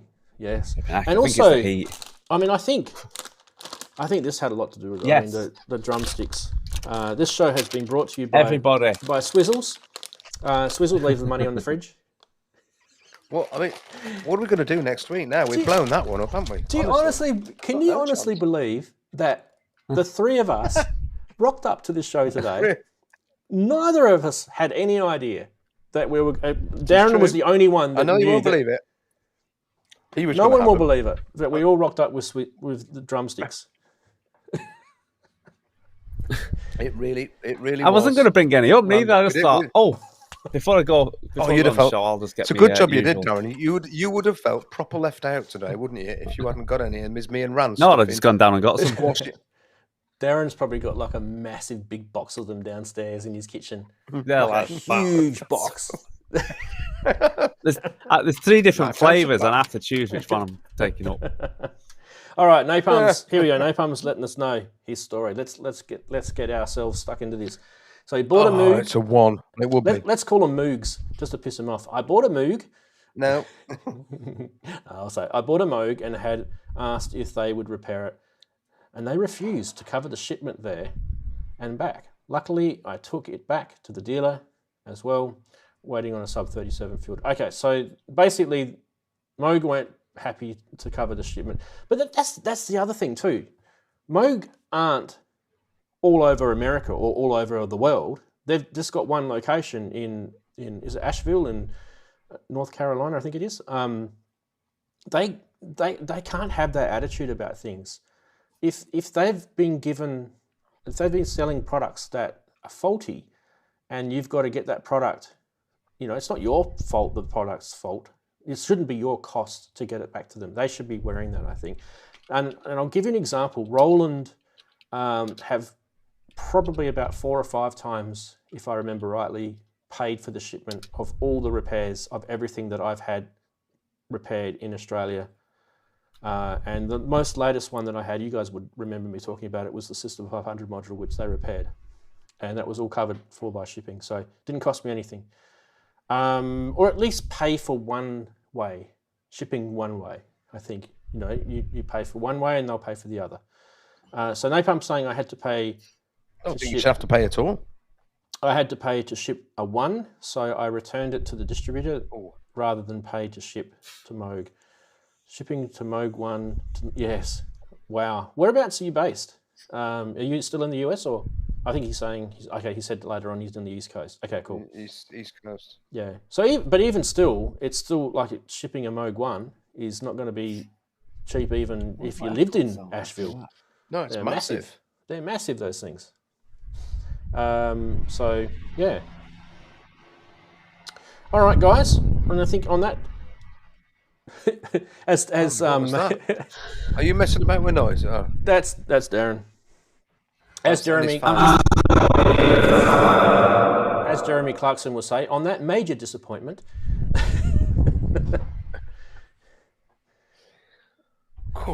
Where's your little Dave, Rave Dave? Is he still around? Does he want to say goodbye? Even though he might come on next time, he's gone. Oh, he's gone. Okay. Yeah. Yeah. He got upset because I told him he can't go over 11. Sorry? He's gone on sherbet lemons, sucking sherbet lemons, Martin. Michael Carson, sucking sherbet lemons. Go and read it. It's great. All right, guys. We are going to leave it at that. So sherbet lemons next week, folks. Toodaloo. Oh, don't know that. See you. Thanks for coming on, everyone. See you, Darren. See you, Andy. I'll take care. See everyone in the chats. See you guys. We'll catch you next week. Have a nice one. Take care. Bye-bye.